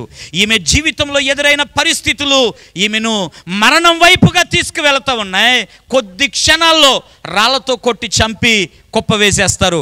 మరణానికి దగ్గరైపోతున్న టైంలో, రాళ్లతో కొట్టి చంపేసే టైంలో చివరిగా ఒక్క అవకాశం ఆమెకు దొరికింది. ఆ చివరి అవకాశం యేసయ్య పాదాలు. ఆమె జీవితం మీద పనిచేసిన పరిస్థితులన్నీ ఆమెను ప్రభువు పాదాల దగ్గరికి తీసుకొని వచ్చాయి. కుడిచే పైకి లేపి దేవునికి ఒక స్తోత్రం చెబుతారా? హల్లెలూయా. ఇదిగో వాక్యాన్ని ప్రారంభిస్తున్నాను. ఒక 4 విషయాలు మీ ఎదుట నేను ఉంచాలని ఆశపడుతున్నాను. మొట్టమొదటి సంగతి, మన జీవితంలో ఎదురయ్యే ప్రతి పరిస్థితి కొన్నిసార్లు మనకు అగమ్య గోచరంగా కనబడవచ్చు, దారి చూపించకపోవచ్చు. ఒకవేళ మనము నడుస్తున్న పరిస్థితులు, ప్రాంతాలు, అక్కడ ఉన్న ఆచార వ్యవహారాలు, కట్టుబాట్లు, సిద్ధాంతాలు మనలను అవమానము చేత కృంగదీయవచ్చు. కానీ మనము నమ్మిన ఆచారాలు, సిద్ధాంతాలు, కట్టుబాట్లు ఇవన్నీ మనలను బాధించేవిగా ఉంటే, ఎంత బాధలో ఉన్నా నిన్ను ఆదరించి లేవనెత్తడానికి ఇంకొక ఆయనున్నాడు. ఆయన పేరే నజరేయుడైన యేసుక్రీస్తు ప్రభు. చప్పట్లు కొట్టు గట్టిగా, యేసయ్యకి గట్టిగా చప్పట్లు కొట్టండి. హల్లెలూయా.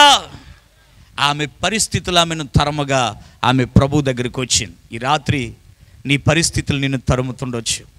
ఆమెంటే పాపంలో పట్టబడింది కానీ, అవమానంతో రాళ్ళ దెబ్బలు తిన్నది కానీ, మీరు దేనిలో పట్టబడుతున్నారో, దేనిలో మునిగిపోయి ఉన్నారో, ఏ అనుభవాల చేత మీ జీవితాలు అల్లకొల్లలమైపోతున్నాయి మనకి తెలియదు కదా. ఎవరి జీవితాన్ని వారే ఈ రాత్రి పరీక్షించుకోవలసినటువంటి ఆవశ్యకత వచ్చింది.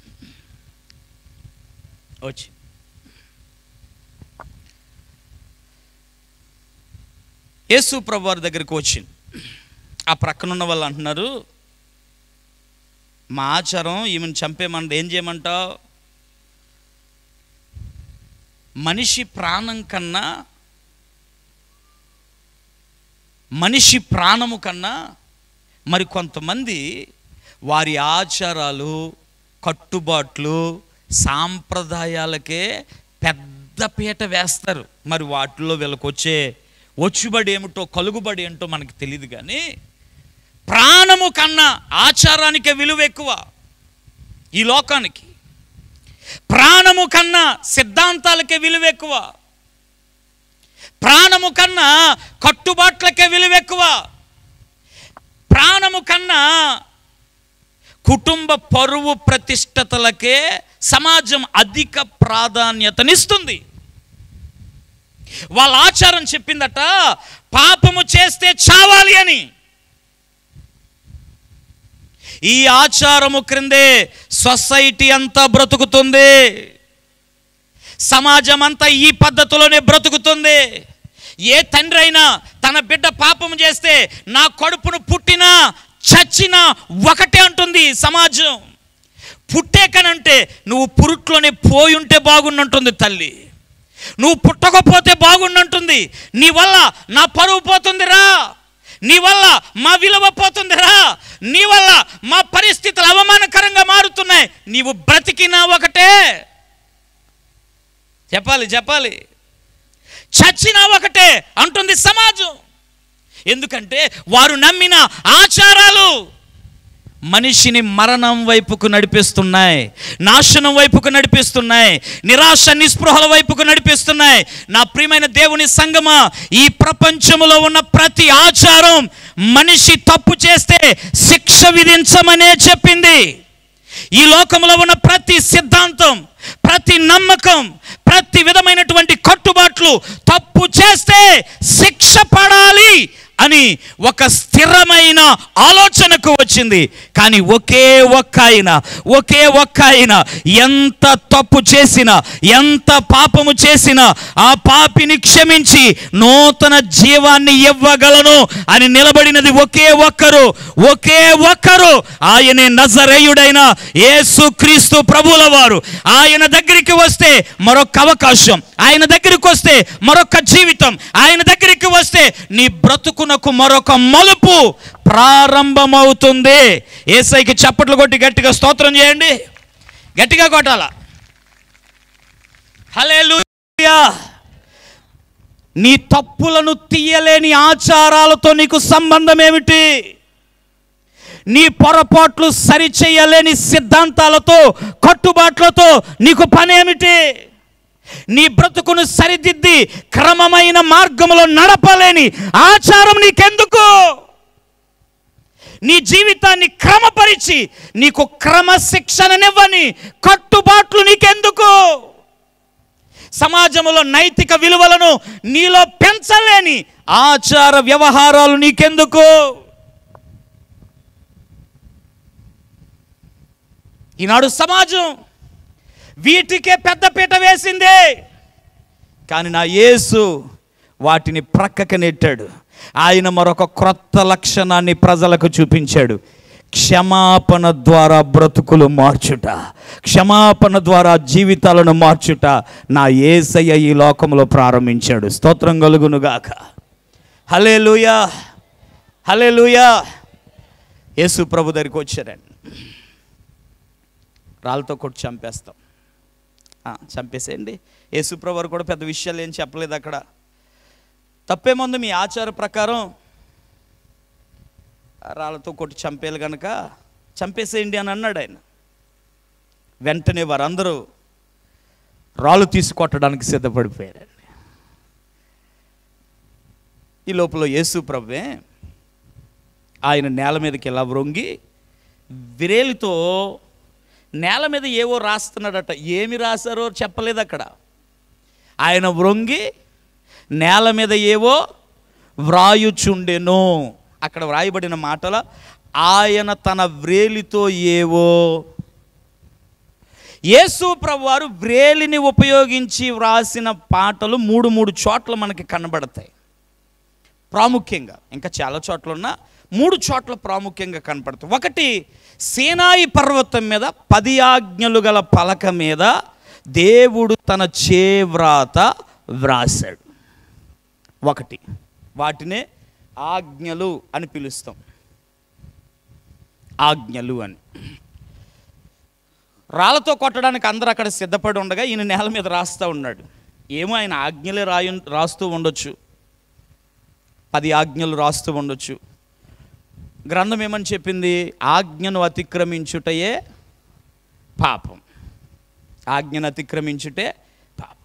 ఈయన వంగి నేల మీద రాస్తూ ఉండగా ఈ రాళ్ళు పట్టుకున్నవాడు ఏ ఆజ్ఞను తప్పిపోయారో మనకు తెలీదు. ఆజ్ఞలన్నీ జ్ఞాపకం వస్తూ ఉన్నాయి వాళ్ళకి. రెండవ సందర్భంలో దానియేలు గ్రంథాన్ని మనం చదువుతూ ఉంటే బెల్షస్సరు అనే ఒక రాజుగారు తనకు సంతోషం ఎక్కువైపోయి దేవాలయము కొరకు చేయించబడినటువంటి పాత్రలో విందు ఆరగిస్తూ ద్రాక్షరసం అనేటువంటి మద్యాన్ని సేవించాడు. ఆ రాత్రి పరలోకం నుండి ఒక హస్తం వచ్చి గోడ మీద వ్రేలుతో ఒక వ్రాత వ్రాసి వెళ్ళిపోయింది. దాని అర్థం తెలక తల పీక్కున్నాడు రాజు. తర్వాత దానియేలు గారు వచ్చి దాని అర్థాన్ని వివరించాడు. మినే టేకెల్ ఒపారుసిందని. నీ బ్రతుకు లెక్క దేవుడు చూసేశాడు, తక్కిట్లో పెట్టగా నువ్వు తేలిపోయావు, దేవునితోని చెలగాటమాడావు, ఇక నీ జీవితం. దేవుని వ్రేలు వ్రాసినటువంటి సందర్భాలు మనకి కనబడుతున్నాయి. ఆ 2 సందర్భాలలో కూడా బెల్షస్సరు యొక్క తప్పుని గద్దించాడు. సీనాయి కొండ మీద యేసయ్య 10 ఆజ్ఞలు కలిగినటువంటి ఒక పట్టికనిచ్చాడు. ఇదిగో ఈ సమయంలో మరలా నేల మీద వ్రొంగి ఆయన వ్రేలితో వ్రాస్తూ ఉన్నాడు. స్తోత్రం కలుగును గాక. గట్టిగా చెప్పాలి హల్లెలూయా. ఈ ఆజ్ఞలు రాస్తున్నారో ఎవరి తప్పులను రాస్తున్నారు అక్కడ వ్రాయబడలేదు. యేసయ్య నేలకు వ్రొంగి వ్రాస్తూ ఉండగా అక్కడ వ్రాయబడిన సందర్భం, రాళ్ళు పట్టుకొని నిలబడిన వారందరి హృదయాలు నొచ్చుకున్న వారై, గద్దెంపబడిన వారై వారందరూ రాళ్లను వదిలి వెళ్ళిపోయారు. ఇదంతా ఒక కథలాగా మీకు ఉండొచ్చు, కానీ మీకు నేను ఆ స్త్రీ గురించి చెప్పేటప్పుడు వాక్యంలోంచి కొన్ని పదాలు మీకు అందిస్తాను. అందరూ రాళ్లను వదిలి వెళ్ళిపోయారు. వారు మనస్సాక్షి గద్దెంపబడిన వారై, వారి హృదయంలో నొచ్చుకున్న వారై తమ రాళ్లను అక్కడ వదిలిపెట్టి ఎవరి గృహాలకు వారు వెళ్ళిపోయారు. దేవునికి ఒక స్తోత్రం చెప్పండి. ఇప్పుడు నా మాటలు కాస్త జాగ్రత్తగా వినండి. అప్పటి వరకు రాళ్లతో తరుముతూ వచ్చి చంపడానికి వచ్చిన ఈ ప్రజలు, నిస్సహాయతలో పడి ఉన్న ఈ స్త్రీ, ఏమి చేయాలో తేల్చడానికి సిద్ధంగా ఉన్న యేసయ్య, ఈ 3 సందర్భాలు ఎక్కడ ఉన్నాయి? ఎప్పుడైతే ఈమె యేసయ్య ముందు నిలబడిందో, యేసయ్య ఎదుట నిలబడిందో, రాళ్ళు పట్టుకొని కొట్టడానికి వచ్చిన వారందరూ యేసయ్య రాసిన రాతలను చూసి రాళ్ళు వదిలి పారిపోయారు. స్తోత్రం కలుగును గాక. దాని అర్థం ఏమిటి? ఒక వ్యక్తి తన జీవితంలో యేసయ్య దర్శనానికి వస్తే, యేసయ్య సముఖానికి వస్తే, యేసయ్య రెక్కల నీడకు వస్తే, యేసయ్య ఆశ్రయానికి వస్తే, యేసయ్య సహాయానికి వస్తే, నా ప్రియమైన దేవుని సంగమా, ఈ రాత్రి ఒక ప్రవచన పూర్వకమైన వాక్కును దేవుడు నీ జీవితానికి ఇస్తా ఉన్నాడు. ఎప్పుడు నీవు దేవుని రెక్కల నీడకు వస్తావో, ఎప్పుడు నీవు దేవుని పాదాల చెంత చేరుతావో, నిన్ను తరిమే పరిస్థితులు, నిన్ను గాయపరిచే పరిస్థితులు, నిన్ను అవమానపరిచే పరిస్థితులు, నిన్ను కృంగదీసే పరిస్థితులు, నీ తప్పును పదే పదే చెప్పి నీ మనస్సును ముక్కలు చేసే పరిస్థితులు నిన్ను వదిలిపెట్టి పారిపోతాయి. నువ్వు యేసునొద్దకి వస్తే నిన్ను తరిమేవి నిన్ను వదిలి వెళ్ళిపోతాయి. నిన్ను తరిమేవి నిన్ను వదిలి వెళ్ళిపోతాయి. నిన్ను గాయపరిచేవి నిన్ను వదిలి వెళ్ళిపోతాయి. నిన్ను భయపెట్టేవి నిన్ను వదిలి వెళ్ళిపోతాయి. నిన్ను కృంగదీసేవి నిన్ను వదిలి వెళ్ళిపోతాయి. యేసయ్య పాదాలు నీ జీవితాన్ని తరిమే వాటన్నిటి నుండి సంపూర్ణంగా నిన్ను తప్పిస్తాయి. నమ్మిన వారు చప్పట్లు కొట్టండి. నమ్మిన వారు చప్పట్లు కొట్టి ప్రభుని స్తోత్రం చేయండి. గట్టిగా కొట్టాలి యేసయ్యకి. హల్లెలూయా. యేసయ్య పాదాల దగ్గరికి వస్తే నిన్ను తరిమేవి నిన్ను వదిలిపోతాయి. బలంగా ఆమేనని చెప్పండి ఒకసారి. మీ పక్కావిడితో చెప్పు, నువ్వు ప్రభు దగ్గరికి వచ్చావు కదా, నిన్ను తరుముతున్నాయి, నిన్ను వదిలి వెళ్ళిపోతాయని చెప్పు. నా వైపు చూస్తారే అమ్మా, నమ్మకం లేదా? నమ్మకం లేదా? విశ్వసిస్తున్న వారందరూ మీ పక్కోళ్ళకు చెప్పండి, నిన్ను తరుముతున్న పరిస్థితులు. నా వైపు చూస్తారే అమ్మా, మీ పక్కావిడికి చెప్పండి. మనకి రాయబడిన పోస్టర్ వచ్చింది కదా, ఇది పాంప్లెట్లో ఒక మంచి మాట రాశారు. మీరు జీవము గల దేవుని తట్టు తిరగవలెనని. అదేనండి అపోస్తుల కార్యాలు 14వ అధ్యాయం. దానికి ముందు ఒక సంగతి రాస్తాడు. లుస్త్రాలో అపోస్తుడైన పౌలు వాక్యం చెబుతూ ఉండగా బలహీనమైన పాదములు కలిగిన ఒక వ్యక్తి, పుట్టినది మొదలుకొని కథలు లేకుండా పడున్న ఒక వ్యక్తి చరిత్ర అక్కడ రాస్తాడు. పౌలు గారు వాక్యం చెబుతూ ఉంటేనట అందరిలాగా వినలేదట ఆ బలహీనమైన పాదాలు కలిగినోడు. మీరు కావాలంటే లేఖనాలు చూసి చదవండి. అపోస్తుడైన పౌలు లుస్త్రాలో వాక్యం చెబుతూ ఉన్నప్పుడు కాళ్ళంటే లేవు కానీ వాడి చెవులు బాగా పనిచేస్తున్నాయి. మనిషి అంటే కదలలేడు కానీ వాడి చెవులు బాగా పనిచేస్తున్నాయి. అందరిలాగా వినలేదట వాడు వింటుంటేనే పౌలు గారికి అర్థమైపోయిందట, వీడికి విశ్వాసము ఉంది అని. మీరు కావాలంటే అక్కడ వాక్యంలో చదవండి, ఉండాలా రాయబడింది. అంటే వినేటప్పుడు ఎలా వినాలన్నమాట, మన వినికిడే మన విశ్వాస స్థాయిని పెంచుతుంది. నీ విశ్వాస స్థాయి పెరిగితే దేవుని వాక్కు నీ కొరకు విడుదలవుతుంది. దేవుని వాక్కు నీ కొరకు విడుదలవుతే దేవుని అద్భుతాలు నువ్వు మోసుకొని పోతావో. గట్టిగా ఒక ఆమెను చెప్పండి. హల్లెలూయా. ఆ బలహీనమైన పాదాలు కలిగిన వాడు వింటూ ఉండగా వాడికి విశ్వాసము కలిగినని గ్రహించి నీ పాదములు మోపి సరిగా నిలబడమని చెప్పగానే అతడు పాదములు మోపి నిలబడ్డాడు. అప్పుడు మాట్లాడుతున్న మాటలు పౌలది, జీవము గల దేవుని వైపుకు తిరగండి. పరిస్థితులు ఆమెను ప్రభు దగ్గరికి తీసుకొచ్చాయి. ఎప్పుడైతే ప్రభు దగ్గరికి వచ్చిందో మొదట పాపాత్మురాలతో మాట్లాడలేదట ప్రభు. ఈమెను బాధ పెట్టేవారితో మాట్లాడాడు, ఈమెను గాయపరిచే వారితో మాట్లాడాడు. స్తోత్రం కలుగును గాక. హల్లెలూయా. ఒక్కరు కూడా చేయవేయలేదటండి. ఈ సంగతి మీకు తెలుసా? ఒక్కరు కూడా రాయి వేయలేదట. ఒక్కరు కూడా ఆమెను గాయపరచలేదు. రాళ్ళు పట్టుకొని వచ్చిన వారు రాళ్ళను వదిలి వెళ్ళిపోయారు. ఇది ఎంత ఆశ్చర్యం. యేసయ్య ఒక మాట చెప్పాడు, మీలో ఎవరిలో పాపం లేదో వాడే మొదట రాయి వేయండి. తప్పులేదు. ఎవరిలో పాపం లేదో వాడు రాయి వేయండి, తప్పులేదు. ఎవ్వరు వేయలేదట. అంటే వాళ్ళందరిలో ఏమున్నాయి? మీరు చెప్పండి, ఏమున్నాయి? కాస్త గట్టిగా చెప్పాలి. అందరిలో ఉన్నాయి. మీకు ఒక అద్భుతమైన విషయం చెప్పనా? యేసయ్య నేల మీద వ్రొంగి వ్రాత వ్రాస్తూ పాపము లేనోడు రాయి వేయమనగానే రాళ్ళైనా వదలడానికి వాళ్ళు ఇష్టపడ్డారు, కానీ ఆమెను కొట్టడానికి తెచ్చిన రాళ్ళు పడేయడానికి ఇష్టపడ్డారు, కానీ వారి పాపమును వదిలి రాయి వేసే ధైర్యము తెచ్చుకోవాలని ఒక్కడికి కూడా అనిపించలేదు. స్తోత్రం కలుగునుగాక. హల్లెలూయా. రాయిని వదిలినంత తేలిగ్గా రహస్య పాపాలు వదలలేకపోయిందా గుంపు? రాయిని వదిలినంత తేలిగ్గా అంతరంగ పాపాలని వదలలేకపోయారు వాళ్ళు. వారి అపవిత్రతలను వదలలేకపోయారు. వారి వ్యక్తిగత జీవితాలను, వారి జీవితాల్లో ఉన్నటువంటి లోపాలను వదలలేకపోయారు. రాయి వదలడానికి వచ్చిన ధైర్యం పాపములను వదలడానికి వారికి రాలేదండి. నా ప్రియమైన దేవుని సంగమా, ఈ రాత్రి ప్రభు పేరట నేను మీకు సువార్త ప్రకటిస్తూ ఉన్నాను. సువార్త ప్రకటిస్తున్నాను. ప్రభు దగ్గరికి వచ్చింది 2 గుంపులు వచ్చారు.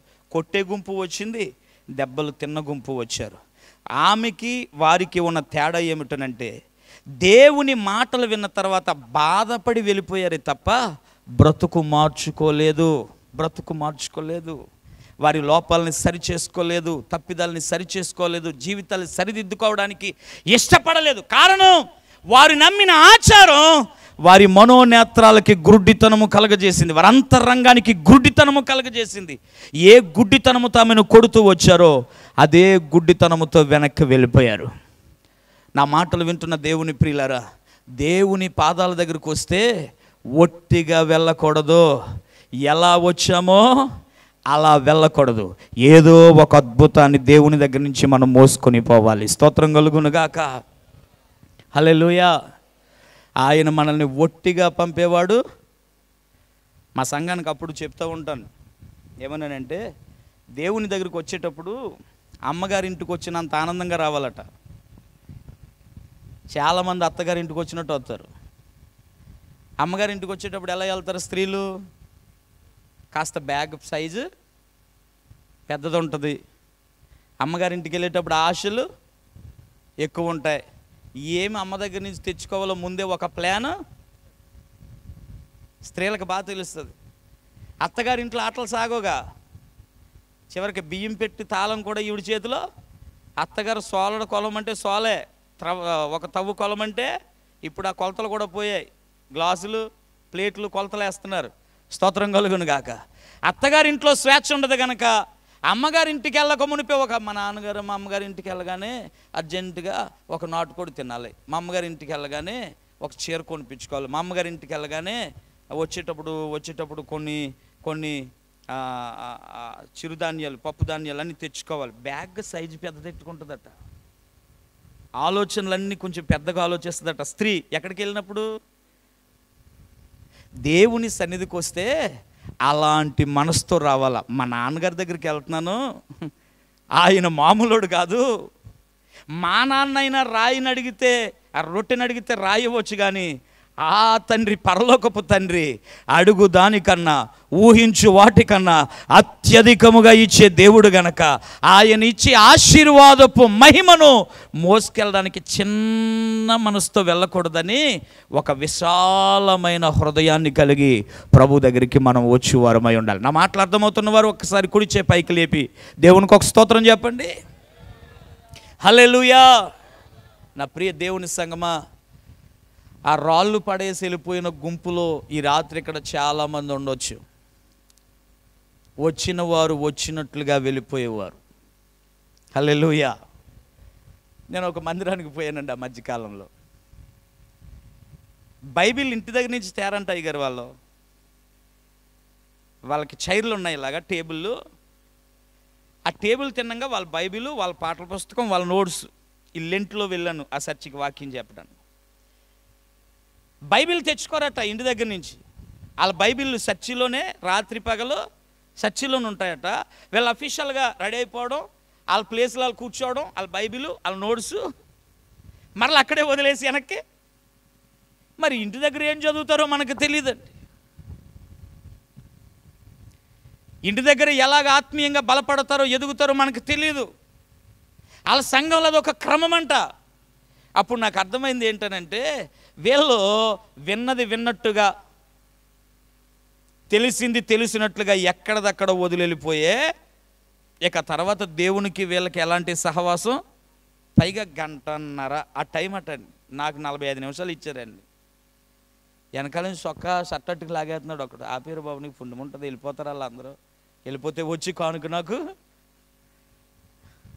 అప్పుడు చెప్పాను, బాబు ఈసారి పిలిస్తే ఇలాంటి మీటింగ్ నన్ను పిలవద్దు, నేను కొంచెం టైం తీసుకుంటాను, నన్ను అలాంటి అట్లకి పిలవద్దు అని చెప్పాను. నాకు అర్థమైంది ఏంటంటే, పట్టుకొచ్చేది ఏమీ లేదట. ఎలా వచ్చారో అలాగే వెళ్ళిపోతారట. ఈ రాత్రి ఆ రాళ్ళు పడేసిన గుంపులో ఏమైనా నీ జీవితం ఉన్నదేమో ఒక్కసారి బుర్ర పెట్టి ఆలోచించు. ఎన్నోసార్లు మీటింగ్లకి వెళ్ళి ఉంటావు, ఎన్నోసార్లు వాక్యం విని ఉంటావు, ఎన్నోసార్లు దైవ మందిరాలకి, దైవజనుల దగ్గరికి వెళ్ళి దేవుని వాక్యం విని విని విని విని విని విని విని అవసరానికి మించే నీ జీవితాన్ని ముద్రబెట్టుకుని ఉంటావు. అయితే రాత్రి అలాంటి వ్యక్తుల వలె నువ్వు వెళ్ళిపోతే గనక ఈ మీటింగ్ వల్ల నీకు ప్రయోజనం లేదు. ఈ రాత్రి నీ జీవితం ఎలా మారాలో ఇదిగో పాపాత్మురాలని ఈ స్త్రీ మనకి బోధిస్తుంది. స్తోత్రం కలుగును గాక. రాళ్ళు పట్టుకుని వచ్చిన వారు అందరూ వెళ్ళిపోయారు. ఈమెను తరిమిన పరిస్థితులన్నీ పోయాయి. ఈమెను గాయపరిచిన వారందరూ పోయారు, అవమానపరిచిన వారు పోయారు, నీచమైన మాటలు మాట్లాడేవారు పోయారు, ప్రాణ భయముతో పరుగులెట్టించిన వారందరూ ఆమె బ్రతుకులో నుంచి పోయారు. ఆమె వెనక ఎవరు లేరు. ఇప్పుడు ఆమె ముందు ఒకే ఒక్క ఆయన ఉన్నాడు. ఆయన పరిశుద్ధుడు, ఆయన నీతిమంతుడు, ఆయన నిందారహితుడు, ఆయన పాపులను రక్షించే గొప్ప దేవుడు. ఇప్పుడు ఈమె, యేసు, ఇద్దరే మిగిలారండి. ఈమె, యేసు ఇద్దరే మిగిలారు. యేసు ప్రభువారు మొదట వారితో మాట్లాడి వాళ్ళని పంపేశాడు.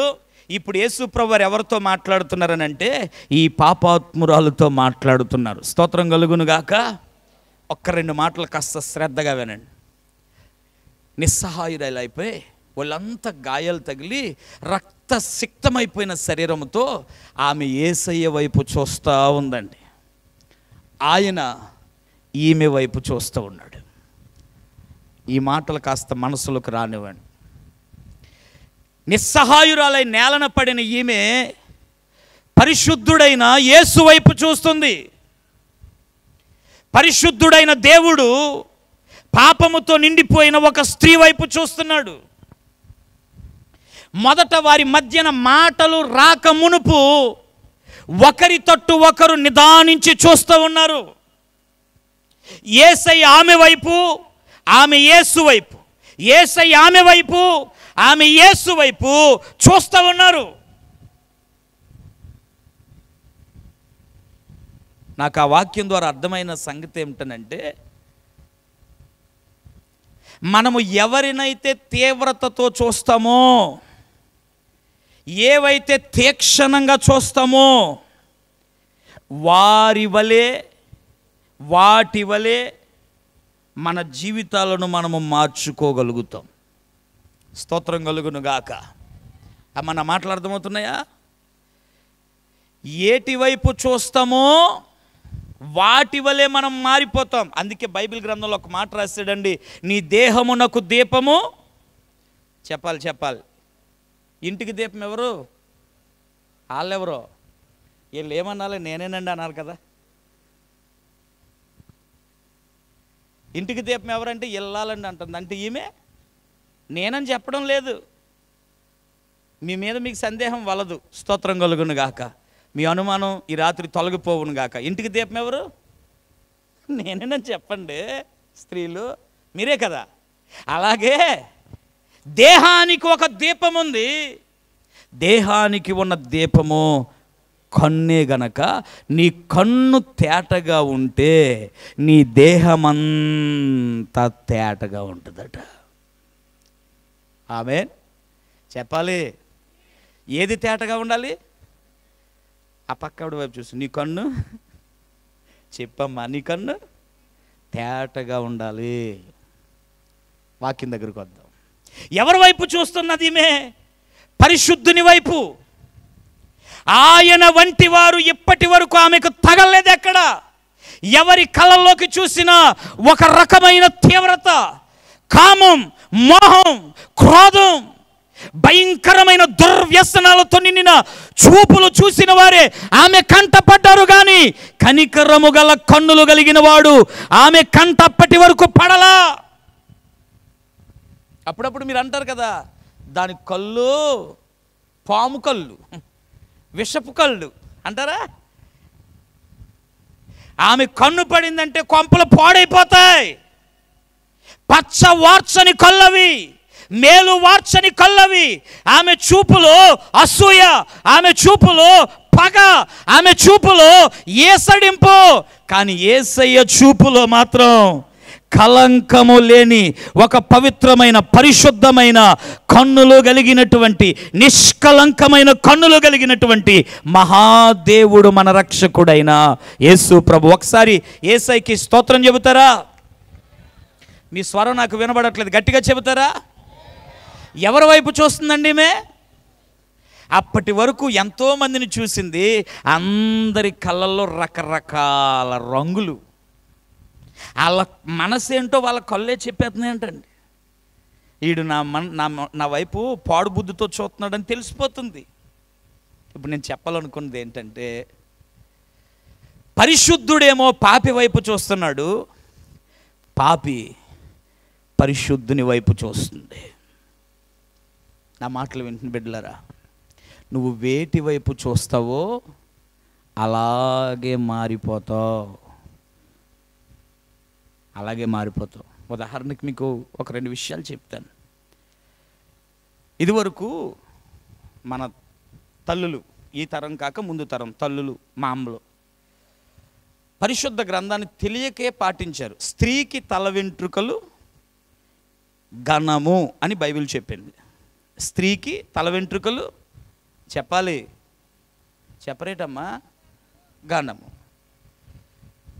ఇప్పుడు తరం ఎలా ఉందనంటే, ఉన్న తలనే చెప్పాలి.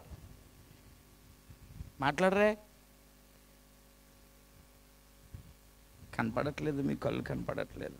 ఉన్న తలని ఏం చేస్తున్నారు? ఎవరిని చూసి నేర్చుకుంటున్నావు అది? ఇదివరకు స్త్రీ చక్కటి వస్త్రధారణతో ఉండేది. అబ్బాయిలు, తమ్ముడోళ్ళు ఉన్నారు కదా, పెద్దలు తమ్ముడోళ్ళు, ఎక్కడైనా చిరిగిపోతే దొరికిన దారపు ముక్క తీసుకుని ఆ చిరుగు కనపడితే దరిద్రానికి చూచినా అది కనబడకుండా కుట్టుకునేవారు. ఇప్పుడు ఉన్నదాన్ని చెప్పట్లేదు. ఆడు ఎవడో నడుస్తున్నాడు, మొన్న ఇలా నడుతున్న మోకాలంతా బయటకు వచ్చేస్తుందండి ఇలాగా. ఒరి ఏంట్రా ఇది అన్నాను. అన్నా ఫ్యాషన్ అన్నా, ఎక్కడ చూసావురా? రే సినిమా. స్తోత్రం చెప్పట్లేదు. ఆడెవడో వేసుకుంటాం చూశాక నీకు వేసుకోవాలనిపించింది కదా, చూడడం వల్లేనా? చూడడం వల్లే. ఆవిడెవరో కత్తిరించుకుంది కనుక నీకు కూడా తీసేయాలనిపించింది కదా, ఎలా తెలిసింది? చెప్పాలి. ఒక అమ్మాయికి కొత్తగా ఒక కోరిక వచ్చిందంట.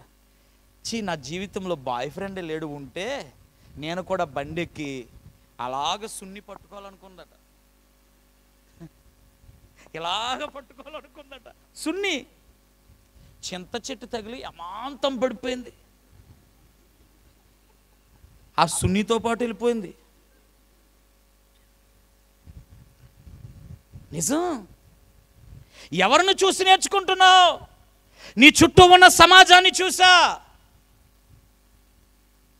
నీ ప్రక్కనున్న వ్యక్తులని చూసా. సీరియల్లో ఏది చూస్తావో అదే చేయాలనుకుంటున్నావు, సినిమాల్లో ఏది చూస్తున్నావో అదే చేయాలనుకుంటున్నావు. అంటే ఈ సొసైటీలో నీ కంట కనబడేవన్నీ నిన్ను తప్పు మార్గములోకి నడిపిస్తున్నాయి. సమాజానికి, సంఘానికి వ్యతిరేకులుగా, సంఘ విద్రోహ శక్తులుగా నిన్ను మారుస్తున్నాయి. తలొకడు ఎంత పెంచుకునేవాడు, చిన్న చిన్న పిల్లలండి పిల్లకేసుకునేవాడు ఒకడో, ఏదో జీవితం అంతా కోల్పోయినోడికి లేక గడ్డం పెంచేవాడు ఒకడో. వీళ్ళ బ్రతుకుల్ని చూస్తుంటే నాకు అనిపిస్తుంది దరిద్రమంతా వీళ్ళ మొఖాల్లోనే ఉందరా అనిపిస్తుంది. స్తోత్రం కలుగును గాక. మనిషి జీవితం సగం పాడైపోవడానికి గల కారణం నువ్వు ఎవరిని చూస్తున్నావో వాళ్ళలాగా ఉండాలనుకుంటున్నావు. అదే నీ సమస్య.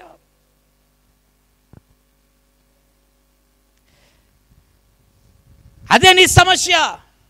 సినిమాలు చూసే ప్రేమలు, సినిమాలు చూసే కలహాలు. ఒక ఆయన అంటున్నాడు, ఏమంటే అత్తా కోడలు ఎలా కట్టుకోవాలో గదిలో కూర్చోబెట్టి మరీ చూపించున్నారండి సీరియల్ అంటున్నారు. ఆ డైలాగులే వాడుతున్నారట ఇంట్లో, ఆ మాటలే వాడుతున్నారట, ఆ చూపులే చూస్తున్నారట. ఒక్కొక్కరికి ఒక్కొక్క ఫేవరెట్ హీరోయిన్లు మళ్ళీ వీళ్ళకి సీరియల్లో. ఏది చూస్తున్నావో నువ్వు అలాగే మారుతున్నావు. కానీ ఈ పాపాత్మురాలైన స్త్రీ ఆ క్షణాన్న, ఆ నిమిషాన్న లోకాన్ని చూడక, పాపాన్ని చూడక, ఆ వ్యర్థమైన వాటిని చూడక, అపవిత్రమైన వాటిని చూడక, అవలక్షణాల వైపు చూడక, సంఘ ఆత్మ సంబంధమైన వాటికి విరోధమైన వాటికి చూడక, ఆమె పరిశుద్ధుడైన దేవునిని చూస్తూ ఉండగానే ఆయనలో ఉన్న పరిశుద్ధత ఈమెలోకి ప్రవహించడం మొదలుపెట్టింది. వాక్యం వింటున్న నా ప్రియులారా, లోకం నిన్ను తప్పు త్రోవకి ఆకర్షిస్తుంటే పరిశుద్ధుడైన దేవుని వైపు నీవు చూడగలిగినప్పుడు, దేవుని వైపు నీ దృష్టి నిలపగలిగినప్పుడు, దేవుని తట్టు నీ మనస్సు నిలపగలిగినప్పుడు, నీ కన్నులు తెరిచి ప్రభువు వైపు నువ్వు చూడగలిగినప్పుడు ఆయనలో ఉన్న పరిశుద్ధత నీలోకి వస్తుంది, ఆయనలో ఉన్న పవిత్రత నీలోకి వస్తుంది. నీ చూపులలో కనికరం, నీ మనస్సులో పవిత్రత, నీ ప్రవర్తనలో ఆత్మీయత నీకు తెలియకుండానే ప్రారంభమవుతుంది. కారణం ఏమిటనంటే నువ్వు పరిశుద్ధుడైన దేవుని వైపు చూస్తున్నావు గనక. అర్థమైన వారు చప్పట్లు కొట్టి ప్రభుని స్తోత్రం చెప్పండి, గట్టిగా చెప్పాలి. హల్లెలూయా. యేసు వైపు చూస్తే ఆయనలో ఉన్న పరిశుద్ధత నీలోకి వస్తుంది. ఎవరిని చూస్తావో ఆలకలాగా మారుతావు. ఆలకలాంటి వస్త్రమే, అలాంటి కటింగ్, అలాంటి గెడ్డం, అలాంటి సారీ, అలాంటి హెయిర్ స్టైల్, అలాంటి హైబ్రోస్ అన్నీ అలాగే. మనము ఈ లోకములో పరిశుద్ధులుగా దేవుని కొరకు బ్రతకాలంటే పరిశుద్ధుడైన దేవుని వైపు చూడాలా. ఆయన ఎలాంటి వాడనంటే ఆయన తట్టు చూస్తే మనం ఆయనలాగా మారిపోతాం. హల్లెలూయా. దానికి గ్రంథంలో 2 విషయాలు రాయబడ్డాయి. గెత్సెమనే తోటలో యేసు ప్రభువారిని పట్టుకుంటాక వెళ్ళినప్పుడు యేసు ప్రభువారు ఎలా ఉంటారో గుర్తుపట్టలేకపోయారండి అక్కడ వాళ్ళు. ప్రభువే ముందుకెళ్ళి నేనే ఆయన్ని అన్నాడు. అందరి ముఖాలు ఒకలాగే మారిపోయింది. పౌలు ఏమన్నారో తెలుసా? నేను క్రీస్తుని పోలి నడుస్తున్నా, నేను ఆయనని గురి పెట్టి చూస్తున్నా, ఆ గురి దగ్గరికే పరుగులెడుతున్నా, నేను క్రీస్తుని పోలి ఉన్నాను గనక మీరు నన్ను పోలి ఉండండి అన్నాడు. నువ్వు వేటిని తీక్షణంగా చూస్తావో నీ జీవితం అలా మారుతుంది. హల్లెలూయా. గట్టిగా చెప్పాలి. యేసయ్య పాదాల దగ్గరికి వచ్చింది, పరిస్థితులు అక్కడికి తరుముకొచ్చాయి. ఆమె యేసయ్య పాదాల దగ్గరికి రాగానే ఆమెను తరుముతున్న పరిస్థితులన్నీ ప్రక్కకు వెళ్ళిపోయాయి. అప్పటి వరకు ఆమె బ్రతుకులో నిండి ఉన్న అపవిత్రత, పాపం, శాపం యేసయ్య వైపు చూస్తూ ఉండగానే ఆమె హృదయంలో నుంచి బయటికి వెళ్ళడం మొదలెట్టాయి. ప్రభువులో ఉన్న పరిశుద్ధత ఆమెను తాకటం మొదలెట్టింది. ప్రభువులో ఉన్నటువంటి పవిత్రత ఆమెను తాకటం మొదలెట్టింది. ఆమె ప్రభువు వైపుకు చూస్తూ ఉండగానే ప్రభువు యొక్క ఆత్మ సంబంధమైనటువంటి మహిమ ఆమె జీవితాన్ని సంధించడం మొదలుపెట్టింది. దేవునికి ఒక స్తోత్రం చెబుతారా? మూడవ సంగతిని పరిశుద్ధ గ్రంథంలో నుంచి మీకు వివరించాలని ఆశపడుతూ ఉన్నాను. యేసు ప్రభువారు ఆమెతో మాట్లాడుతున్న మాట, అమ్మా నిన్ను కొట్టడానికి వచ్చిన వారందరూ ఎక్కడా అని అడిగారు. అక్కడ వ్రాయబడిన మాట ప్రకారం వారు ఎక్కడున్నారని అడిగితే ఆమె సమాధానం చెబుతుంది, వారందరూ వెళ్ళిపోయారు. ఎవరు నిన్ను కొట్టలేదా? అయ్యా ఎవరు నన్ను కొట్టలేదయ్యా. యేసు ప్రభువు అంటున్నారు, నేను కూడా నీకు శిక్ష విధింపను. మూడవ మాట యేసు ప్రభువు చెబుతున్న మాట, నేను కూడా నిన్ను శిక్షించను, నీకు శిక్ష విధింపను. వాళ్ళలో పాపాలు ఉన్నాయి కనుక రాళ్ళు వదిలిపోయారు. నిన్ను శిక్షించే అధికారం నాకుంది, కానీ నేను శిక్షించేదానికి లోకానికి రాలేదు.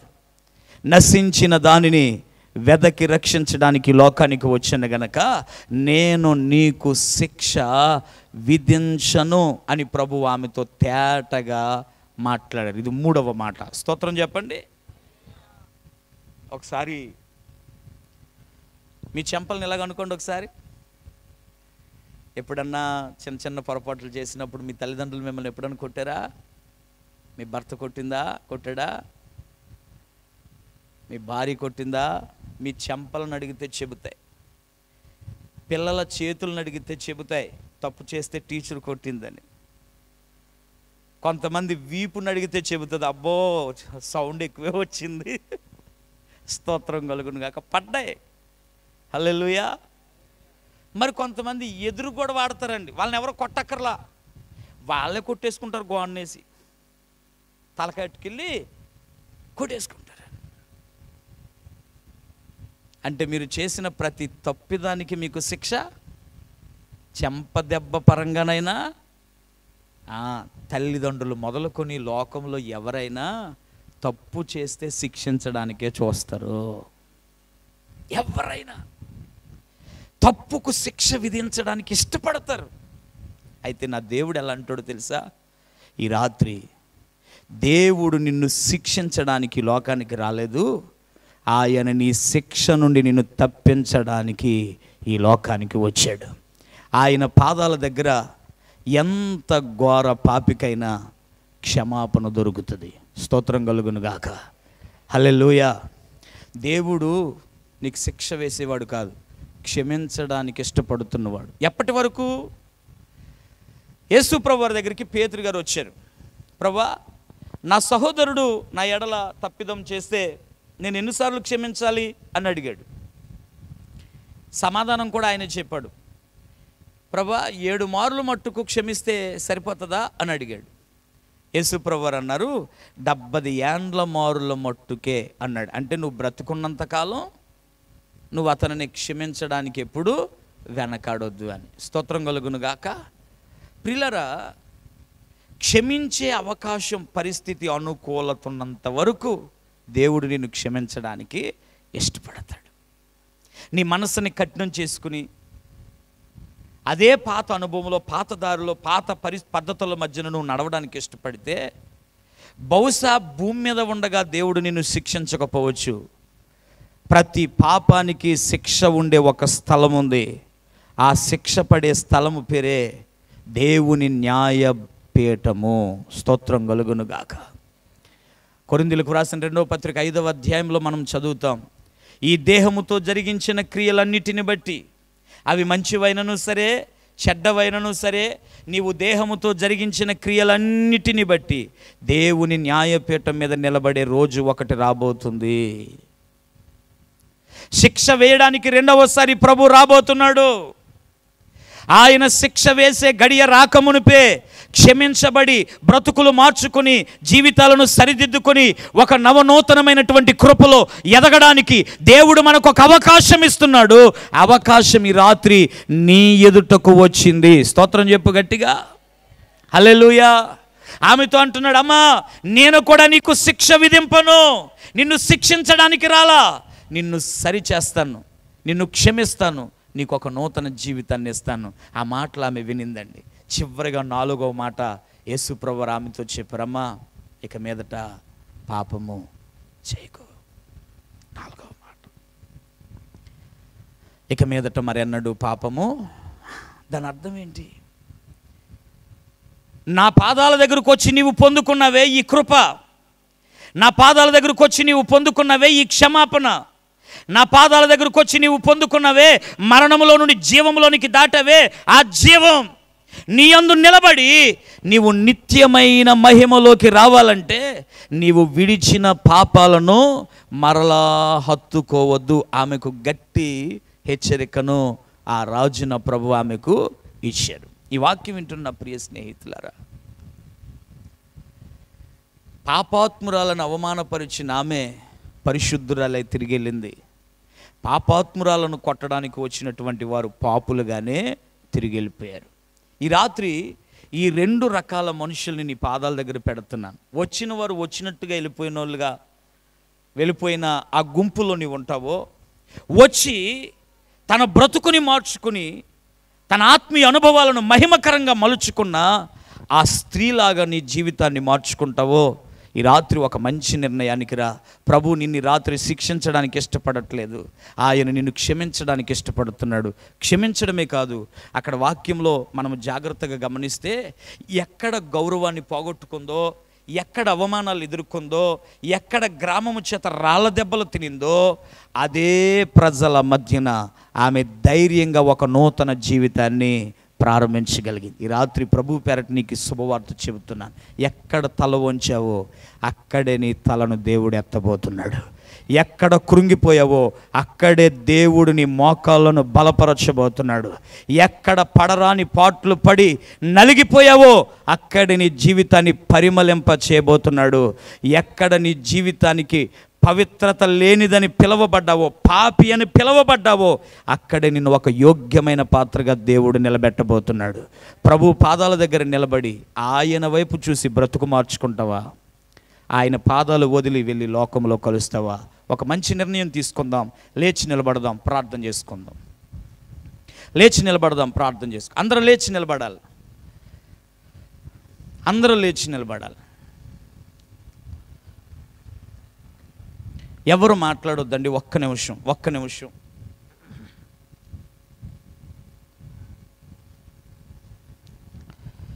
4 ప్రత్యేకమైన విషయాలు ఈ రాత్రి మనం విన్నాం. ఇంకేమీ మాట్లాడొద్దు. కళ్ళు మూసుకోండమ్మా, అందరూ కళ్ళు మూసుకోండి. ఒక్క 4 విషయాలు ఒకసారి మరలా జ్ఞాపకం చేస్తాను. వారి ఆచారం, వారి కట్టుబాట్లు, వారి నమ్మకాలు, వారి పరువు, వారి ప్రతిష్టతలు పాపముతో నిన్ను నామెను శిక్షించమన్నాయి. పాపానికి శిక్ష వేసేవారు ఈ లోకంలో ఉన్నారు. పాపానికి శిక్ష వేసే ఆచారాలు, వ్యవహారాలు మన మధ్యన ఉన్నాయి. కానీ పాపాన్ని తీయగలిగిన వారు ఈ లోకంలో మనకెవరూ లేరు. పాపానికి శిక్ష వేసే వ్యక్తులు, బాధించే వ్యక్తులు ఈ లోకంలో ఉన్నారు. కానీ ఆ పాపము నుండి విడుదలనిచ్చి సమాధానపరిచి క్షేమం ఇచ్చేవారు మనకి ఈ లోకంలో ఎవ్వరు లేరు.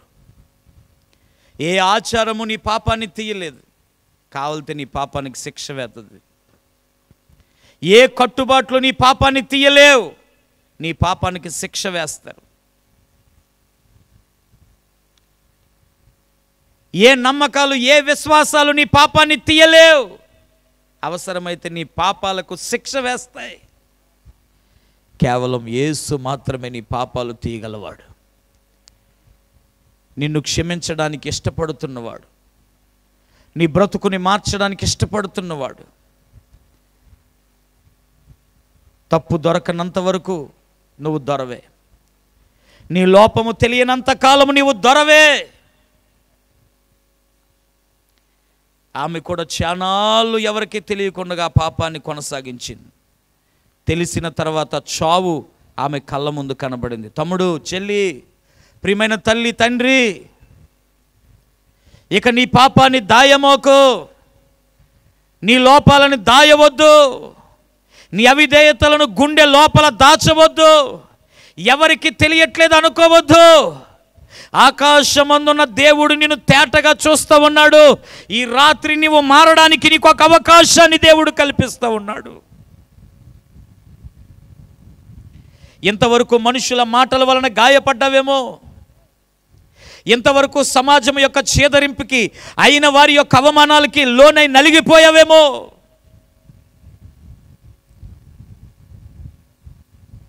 ఆమె యేసయ్య పాదాల దగ్గరికి రాగానే ఆమెను తరిమిన వారందరూ ఆమెను వదిలి వెళ్ళినట్లుగా ఈ రాత్రి నీ హృదయపూర్వకంగా ప్రభువు పాదాలు పట్టుకోగలిగితే, ఈ రాత్రి మనస్సారా నువ్వు దేవుని పాదాలు పట్టుకోగలిగితే, నిన్ను తరుముతున్న అప్పులే కానీ, అనారోగ్యాలే కానీ, పాపాలే కానీ, శాపాలే కానీ, వ్యసనాలే కానీ, వ్యామోహాలే కానీ, కలహాలే కానీ, పంతాలే కానీ, ప్రతీకారాలే కానీ, నీ జీవితాన్ని తరుముతున్న పరిస్థితులు ఏవైనా ఈ రాత్రి ఆ పరిస్థితులు నీ నుండి నిన్ను విడిచి పారిపోబోతున్నాయి అనడంలో ఎలాంటి సందేహం లేదు. నిన్ను తరిమేవి నిన్ను వదిలిపోతున్నాయి. నీ భయాలు, నీ కలవరాలు, నీ కన్నీళ్ళు, నీ వేదనలు నిన్ను వదిలిపోతున్నాయి.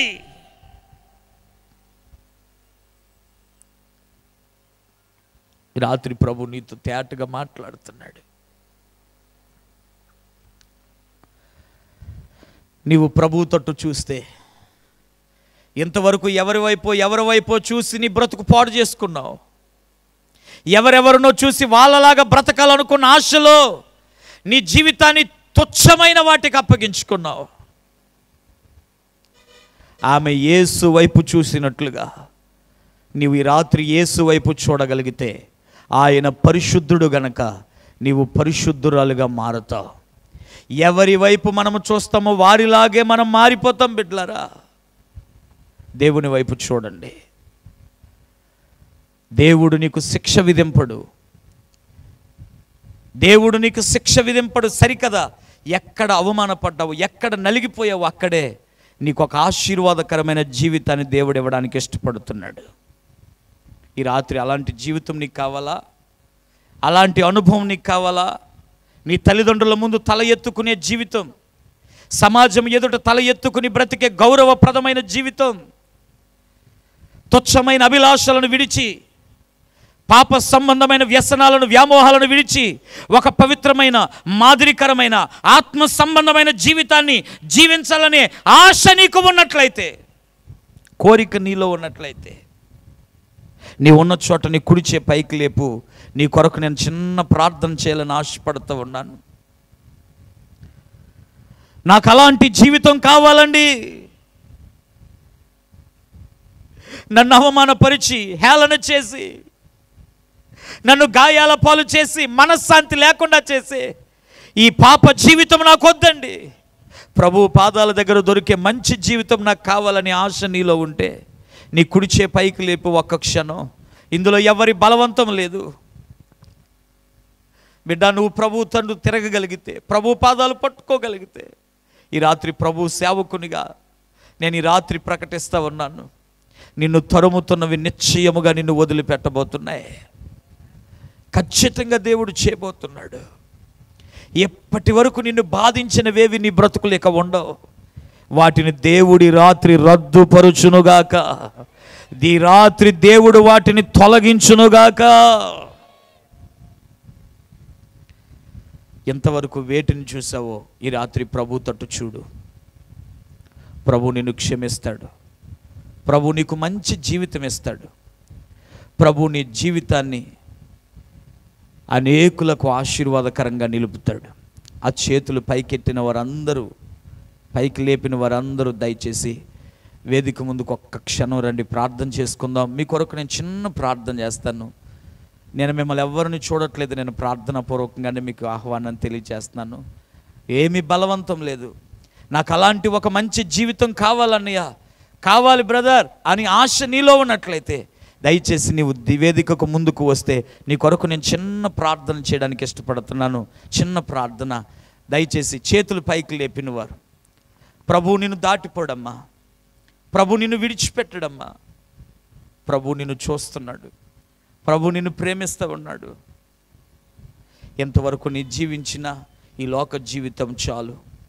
ఈ రాత్రి నీ బ్రతుకులో ఒక నూతన కార్యాన్ని ప్రభు ప్రారంభించడానికి ఇష్టపడుతున్నాడు. హల్లెలూయా, హల్లెలూయా. రక్షణ లేని వారు ఎవరైనా ఇక్కడ ఉన్నారండి? బాప్తిజమం పొందకుండా ప్రభు నమ్మకుండా వారు కూడా కాస్త ముందుకు వచ్చేసేయండి. వెనకాల ఎవరైనా నిలబడిన వాళ్ళు ఎవరైనా ఉంటే బాప్తిజమం పొందని వారు ఒక చిన్న ఆరాధన చేద్దాం. హల్లెలూయా, హల్లెలూయా, హల్లెలూయా. పరిశుద్ధాత్ముడి స్థలమంతా పనిచేస్తూ ఉన్నారు.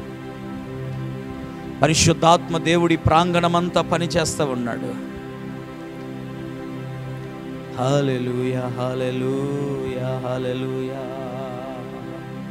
ఎవరి వైపు చూడకండి, ప్రభువుని ఎదుట నిలబడ్డారు. ప్రభు నిన్ను చూస్తూ ఉన్నారు. ఎలాగూ ఎంత సమయం ఇక్కడ కూర్చుని ఉన్నావు,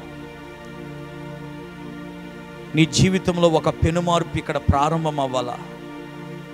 ప్రభు నిన్ను దర్శించడానికి ఇష్టపడుతున్నారు. ఎంతవరకు ఎవ్వరికి తెలియకుండా, ఎవ్వరి కంట పడకుండా నువ్వు జీవించాల్సిన జీవితం ఏదో నువ్వు జీవించావు.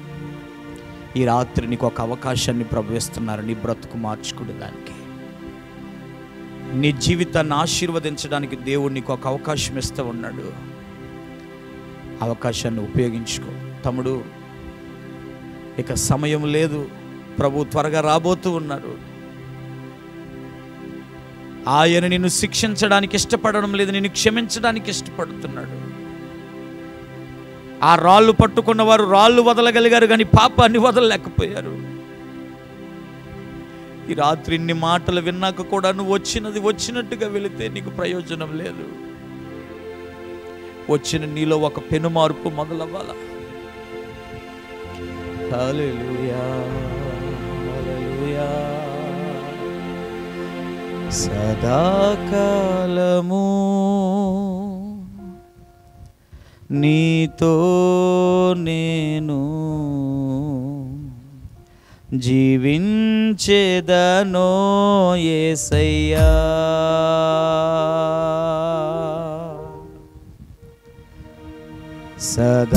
సదాకాలము నీతో నేను జీవించేదనో యేసయ్యా, యేసయ్యా, యేసయ్యా, యేసయ్యా,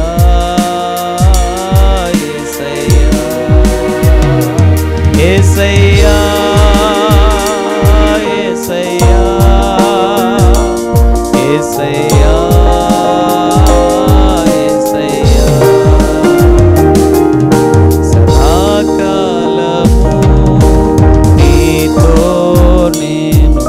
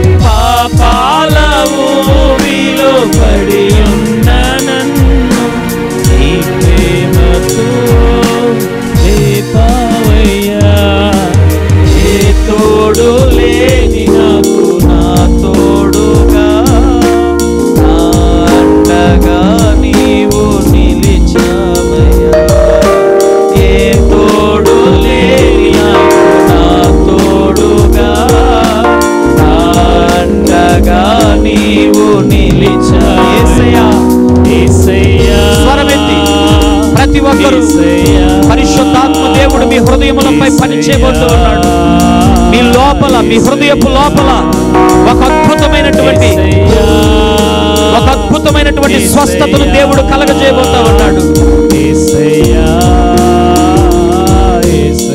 మరొక మారు యేసయ్యా యేసయ్యా యేసయ్యా యేసయ్యా యేసయ్యా యేసయ్యా యేసయ్యా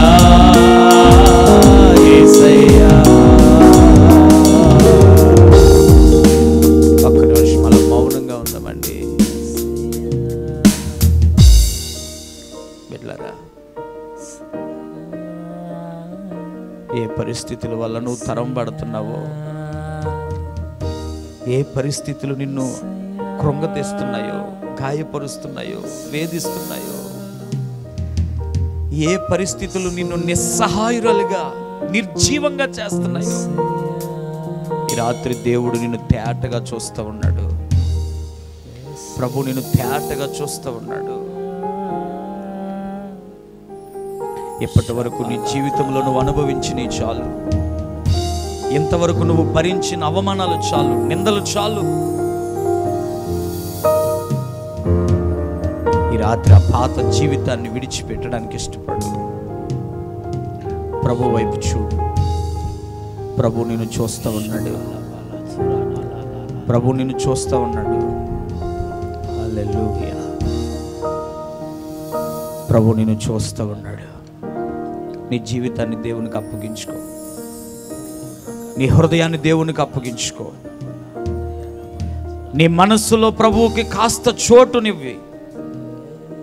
ఎంతవరకు నిన్ను ఏలి, నిన్ను నలిపి నిన్ను కృంగదీసిన పరిస్థితులన్నీ ఈ రాత్రి ప్రభు విరిచివేసి తన కృప చేత నిన్ను ఆయన బలపరచబోతా ఉన్నాడు. హల్లెలూయా.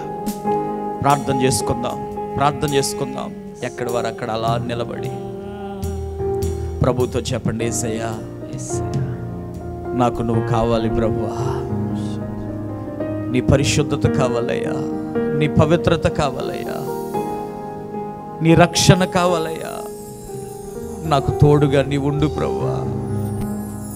నేను నమ్మిన వారందరూ నన్ను మొక్కలు చేశారయ్యా, నాకు తోడయుండు ప్రభువా అని ఒక్క ప్రార్థన. సర్వశక్తిమంతుడా, జీవం కలిగిన మా తండ్రి, వీరు నీవారు గనక నీ పాదాల దగ్గరకు వచ్చారు. ఎంతవరకు మేము చదువుకున్న వాక్య భాగం, మీరు మాకు నేర్పిన ఆత్మీయ సంగతులు, వాటన్నిటిని నీ ప్రజల మధ్యన రుజువుపరచమని అడుగుతున్నాను. మీరు సెలవిచ్చిన ప్రతి వాక్కును మీరు నెరవేర్పులోకి తీసుకుని రండి. ఎవరు నీ సహాయము కొరకు నీ రెక్కల నీడకు వచ్చారో, ఎవరైతే విరిగి నలిగిన హృదయము గల వారి నీ పాదాల దగ్గర పడి ఉన్నారో, ఈ రాత్రి వారిని దృష్టించి వారిని లేవనెత్తమని అడుగుతున్నాను. వారిని నీ మహిమకు మార్చమని అడుగుతున్నాను. కృపతో నింపండి. వీరి గాయాలు మాన్పునాయనా, వీరి జీవితాలను బలపరుచునాయనా, వీరి బ్రతుకులో మీకు ఆయాసకరమైన వాటన్నిటిని తొలగించునాయనా. ప్రతి ఒక్కరి మీద నీ కృపను విస్తరింపచేయనాయనా. ఎవరైతే వారి జీవితాలను మీకు ఇవ్వడానికి ఇష్టపడి నిలబడ్డారో వారందరి జీవితాలు ఈ రాత్రిని ఫలభరితముగా మార్చమని అడుగుతున్నాను. విని వెళ్ళిపోయేవారిగా కాక, విని విడిచిపెట్టేవారిగా కాక, మిమ్మల్ని హత్తుకుని నమ్మకంగా సాగే ఒక నూతన బలాన్ని వీరికి దయచేయమని అడుగుతున్నాను. ఈ ప్రాంగణంలో అడుగుపెట్టిన బిడ్డలను మీరు తాకి వారిని స్వస్థపరిచి, వారిని పట్టి పీడిస్తున్న ప్రతి విధమైన సమస్యల నుండి వారికి గొప్ప విడుదల దయచి, ప్రతి వ్యాధిని తండ్రి వీరి నుండి తొలగించండి, ప్రతి సమస్యను తొలగించండి. వీరిని పట్టి పీడిస్తున్న ప్రతి శోధన యేసు నామములో తొలగిపోవుగాక. వీరి దేహములపైన, కుటుంబాలపైన, వ్యాపారములపైన, చేతి పనులపైన పనిచేస్తున్న ప్రతి శాపము యేసు రక్తము చేత విరవబడుగాక అని ప్రార్థన చేస్తామన్నాడు. దేవా, బిడ్డలను దీవించండి, ఆశీర్వదించండి, ఆరోగ్యవంతులుగా చేయండి. నీ వెలుగుతో నీ బిడ్డలను నింపండి. నా ప్రభువా నూతన ఆత్మలను సంఘములో చేర్చండి. ఎంతో వ్యయ ప్రయాసల కోర్చి నిలబడిన నీ దాసుని బలపరిచి సమస్తమును వనగూర్చి మహిమకు మార్చి దూర ప్రాంతం నుండి వచ్చిన దైవజనులను దీవించండి. నీ సహాయము కొరకు చేతులెత్తిన ప్రతి బిడ్డ పైన ఈ రాత్రి నీ కృప వర్షము వలె కురియునట్లు అనుగ్రహించండి. ఘనతా ప్రభావాలు మీరు పొందుకోండి. యేసయ్య పరిశుద్ధ నామమున ఈ ప్రార్థన అడుగుచున్నాను తండ్రి, ఆమేన్. ఆమేన్. దేవునికి మహిమ కలుగును గాక. హల్లెలూయా. మంచిది ప్రియులారా, ఇంతవరకు కూడా అద్భుతమైనటువంటి చక్కటి వర్తమానమును పరిశుద్ధ ఆత్మదేవుడు మనకు వినిపింపచేశాడు. హల్లెలూయా. మరి చక్కటి వర్తమానం మనకి బోధించినటువంటి దేవుని దాసులకు, దైవజనులు మలాకి అయ్యగారికి ప్రత్యేకమైన వందనాలు తెలియజేస్తున్నాను. చాలా మంచిది ప్రియులారా. ఈ 3 రోజుల సభలో మొదటి రోజు సభ నిజంగా దేవుడు ఆశీర్వాదకరంగా, చాలా దీవెనకరంగా దేవుడు మలిచాడు. నేను నమ్ముచున్నాను ఈ మొదటి రోజు సభలోకి వచ్చినటువంటి వారందరూ దేవుని చిత్తములో ఉన్నారని నేను నమ్ముచున్నాను. హల్లెలూయా. ప్రతి వారితో దేవుడు చక్కగా మాట్లాడాడు. మనకు కావలసినటువంటి వర్తమానాన్ని దేవుడు మన మదిలో, మన హృదయంలో దేవుడు పెట్టాడు. దేవునికి మహిమ కలుగును గాక. ఆమేన్. హల్లెలూయా. మరి మంచిది ప్రియులారా, మరి రేపటి దినాన 2వ రోజు సభగా మరి ఇదే ప్రాంతంలో జరుగుతుంది. మరి దయచేసి గమనించండి. రేపటి దినాన ఖచ్చితంగా 9 గంటలకే మరి వాక్య పరిచర్యకు సమయం ఇవ్వడం జరుగుతుంది కనుక చిత్రం నుంచి ఫినెహాస్ గారు వస్తున్నారు. మరి త్వరగా ఈరోజు వచ్చిన దానికంటే ఇంకా కొంచెం ముందు రావడానికి మీరు అందరూ కూడా ప్రయత్నం చేయాలని ప్రభుపేట మనవి చేస్తూ మరొక విషయాన్ని నేను తెలియపరుస్తున్నాను. ఏమిటంటే, మీతో పాటు ఇంకో కొంతమందినైనా మరి సభలకు తీసుకురావడానికి ప్రయత్నం చేయండి. మీరు ఒక్కరు మాత్రమే ఆశీర్వదించబడడం కాదు కదా, మీ కుటుంబంలో ఉన్నవారు, ఇరుగు పొరుగు వారిని కూడా ఈ సభలకు తీసుకువస్తే మీకులాగే అనేకమైన విధాలుగా దేవుడు మేము అనేకమైన వారిని కూడా ఆశీర్వదిస్తాడు. ఆమేన్. ఆమేన్. హల్లెలూయా. మరి మంచిది ప్రియులరా, ఈ ఆఖరి ప్రార్థన అనంతరము మీ అందరికీ కూడా ప్రేమ విందు ఉంది. మాకు కలిగిన దాంట్లో కొంచెం ఆకలితో అలా పంపించకూడదని మా సంఘ పెద్దలు, మా సంఘ బిడ్డలందరూ కూడా ఆలోచన, ఏ టైంకి వెళ్తారో, ఇంటికి తింటారో తినరో అని ఆలోచన చేసి మాకున్న దానిలో, సంఘంకు ఉన్న దాంట్లోనే కొంచెం మీకు ప్రేమ విందు ఏర్పాటు చేశారు సంఘము. ప్రేమ విందును ప్రేమతో మీరు స్వీకరించాలని ప్రభుపేట మనవి చేస్తున్నాను. స్తోత్రం కలుగును గాక. దేవుడు చక్కగా మనందరితో మాట్లాడిన విధానాన్ని బట్టి గట్టిగా చప్పట్లు కొడుతూ ప్రభు నామాన్ని కనపరుచుకుందాం. Thank you Jesus, thank you Jesus. మరి మంచిది ప్రియులారా, ఆఖరి ప్రార్థన మన మధ్య ఉన్నటువంటి దేవుని దాసులు డేవిడ్ అయ్య గారు ప్రార్థన చేస్తారు. ప్రార్థన చేసి ఆశీర్వాదం ఇస్తారు. ఈ ప్రార్థన అనంతరం ఇప్పుడు వరకు వాక్య పరిచర్య చేసినటువంటి దేవుని దాసులు మలాకి గారు మన మధ్య ఉంటారు. ఎవరైనా ప్రార్థన చేయించుకోవాలనుకుంటే కనుక ఈ ప్రార్థన అనంతరం మీరు ముందుకు వచ్చినట్లయితే దేవుని దాసులు ప్రార్థన చేస్తారు. ప్రార్థన చేసుకుందాం. సర్వోన్నతుడా, సర్వశక్తిమంతుడా, సకల ఆశీర్వాదాలకు కారణభూతుడైన మా తండ్రి, మీ ఘనమైన నామానికి స్తుతి, మహిమ, ఘనత, ప్రభావాలు చెల్లిస్తూ ఉన్నాం. నీ మహాకృపలో ఈ ధర్మాజిగూడెం గ్రామాన్ని, ముఖ్యంగా మోడల్ కాలనీని మీరు ప్రేమించి దైవజనులు సోనరాజయ్య గారిని, వారి కుటుంబాన్ని, సంఘాన్ని మీరు ఏర్పరచుకొని ఘనమైన ఈ సువార్త మరి సభలను, మహాసభలను ప్రభువా 3 దినాలుగా ఇక్కడ ఏర్పాటు చేయడానికి మీరు ఇచ్చిన అవకాశాన్ని బట్టి కృతజ్ఞతలు చెల్లిస్తూ, మొదటి దినాన ఇంతమంది ప్రజలను మీరు సమకూర్చి దూర ప్రాంతం నుండి నీ దైవజనులను తోడుకొని వచ్చి శ్రేష్టమైన సందేశాన్ని, ఈ ప్రాంతానికి ఏది అవసరమో ప్రభువా దానిని బహుసూటిగా, తేటగా, అర్థమయ్యేటట్లుగా మాట్లాడినందుకై నిండు మనసుతో మీకు కృతజ్ఞతలు చెల్లిస్తా ఉన్నాం. అయ్యా, నీ నెరగని వారు, నీ తట్టు చూడని వారు, నీ చెంతకు రాని వారు అయ్యా ఎందరో ఈ ప్రాంతంలో ఉన్నారు ప్రభువా. పరిశుద్ధాత్ముడా, ఒక బలమైన కార్యము ఈ గ్రామంలో, ఈ కాలనీలో జరుగునట్లుగా ప్రభువా అయ్యా, ఈ రాత్రి విరవబడిన వాక్యము అందరి హృదయాల్లోనికి చొచ్చుకొని పోవునట్లుగా అయ్యా మీరు కార్యమును జరిగిస్తున్నందుకై స్తోత్రాలు చెల్లిస్తా ఉన్నాం. వాక్యాన్ని ప్రకటించిన ఈ దాసులను మరింత బలపరిచి అయ్యా మీరు వాడుకొనవలసిందిగా కోరుకుంటూ ఉన్నాం. కూడి వచ్చిన ప్రజలందరిని బట్టి నీకు వందనాలు అయ్యా. స్థానిక సంఘాన్ని బట్టి నీకు వందనాలు. ఆయా ప్రాంతాల నుంచి వచ్చినటువంటి నీ ప్రజలైన వారందరిని బట్టి వందనాలు నాయన.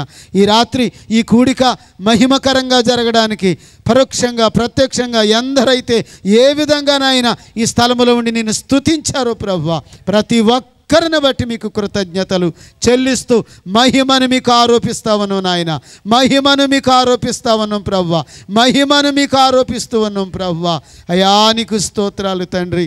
నీ ప్రజలు మరలా తిరిగి వెళ్ళనయ్యుంటూ ఉండగా క్షేమకరమైన ప్రయాణాలు దయచేయండి అయా. మిగిలిన 2 దినాలు మరింత మహిమకరంగా దీవెనకరంగా ఆశీర్వాదకరంగా వందలాది మంది ప్రజలు ఈ ప్రాంగణమంతా నింపబడినట్లుగా బలమైన కార్యాలు మీరు జరిగించి మీ నామమునకే మహిమ తెచ్చుకోమని ప్రతి అవసరత మీరు తీరుస్తున్నందుకై స్తోత్రాలు చెల్లించుకుంటూ నజరేయుడైన యేసుక్రీస్తు పరిశుద్ధ నామములో అడిగి ప్రార్థిస్తున్నాము తండ్రి, ఆమేన్. పరమ తండ్రి అయిన దేవుని యొక్క దయ, ప్రభు అయిన యేసుక్రీస్తు వారి యొక్క కృప, పరిశుద్ధాత్మని యొక్క అన్యోన్య సహవాసము ఈ కూడికలోనికి వచ్చిన బిడ్డలందరికీ, ఆయా ప్రాంతాల్లో ఉండి వాక్యం విన్నటువంటి ప్రజలందరికీ, స్థానిక సంఘానికి, కూడిన సేవకులకు, సమస్తమునకు సదా దేవుని కృప తోడయుండి క్షేమముగా నడిపించునుగాక. ఆమేన్. బిగ్గరగా చెప్పండి ఆమేన్.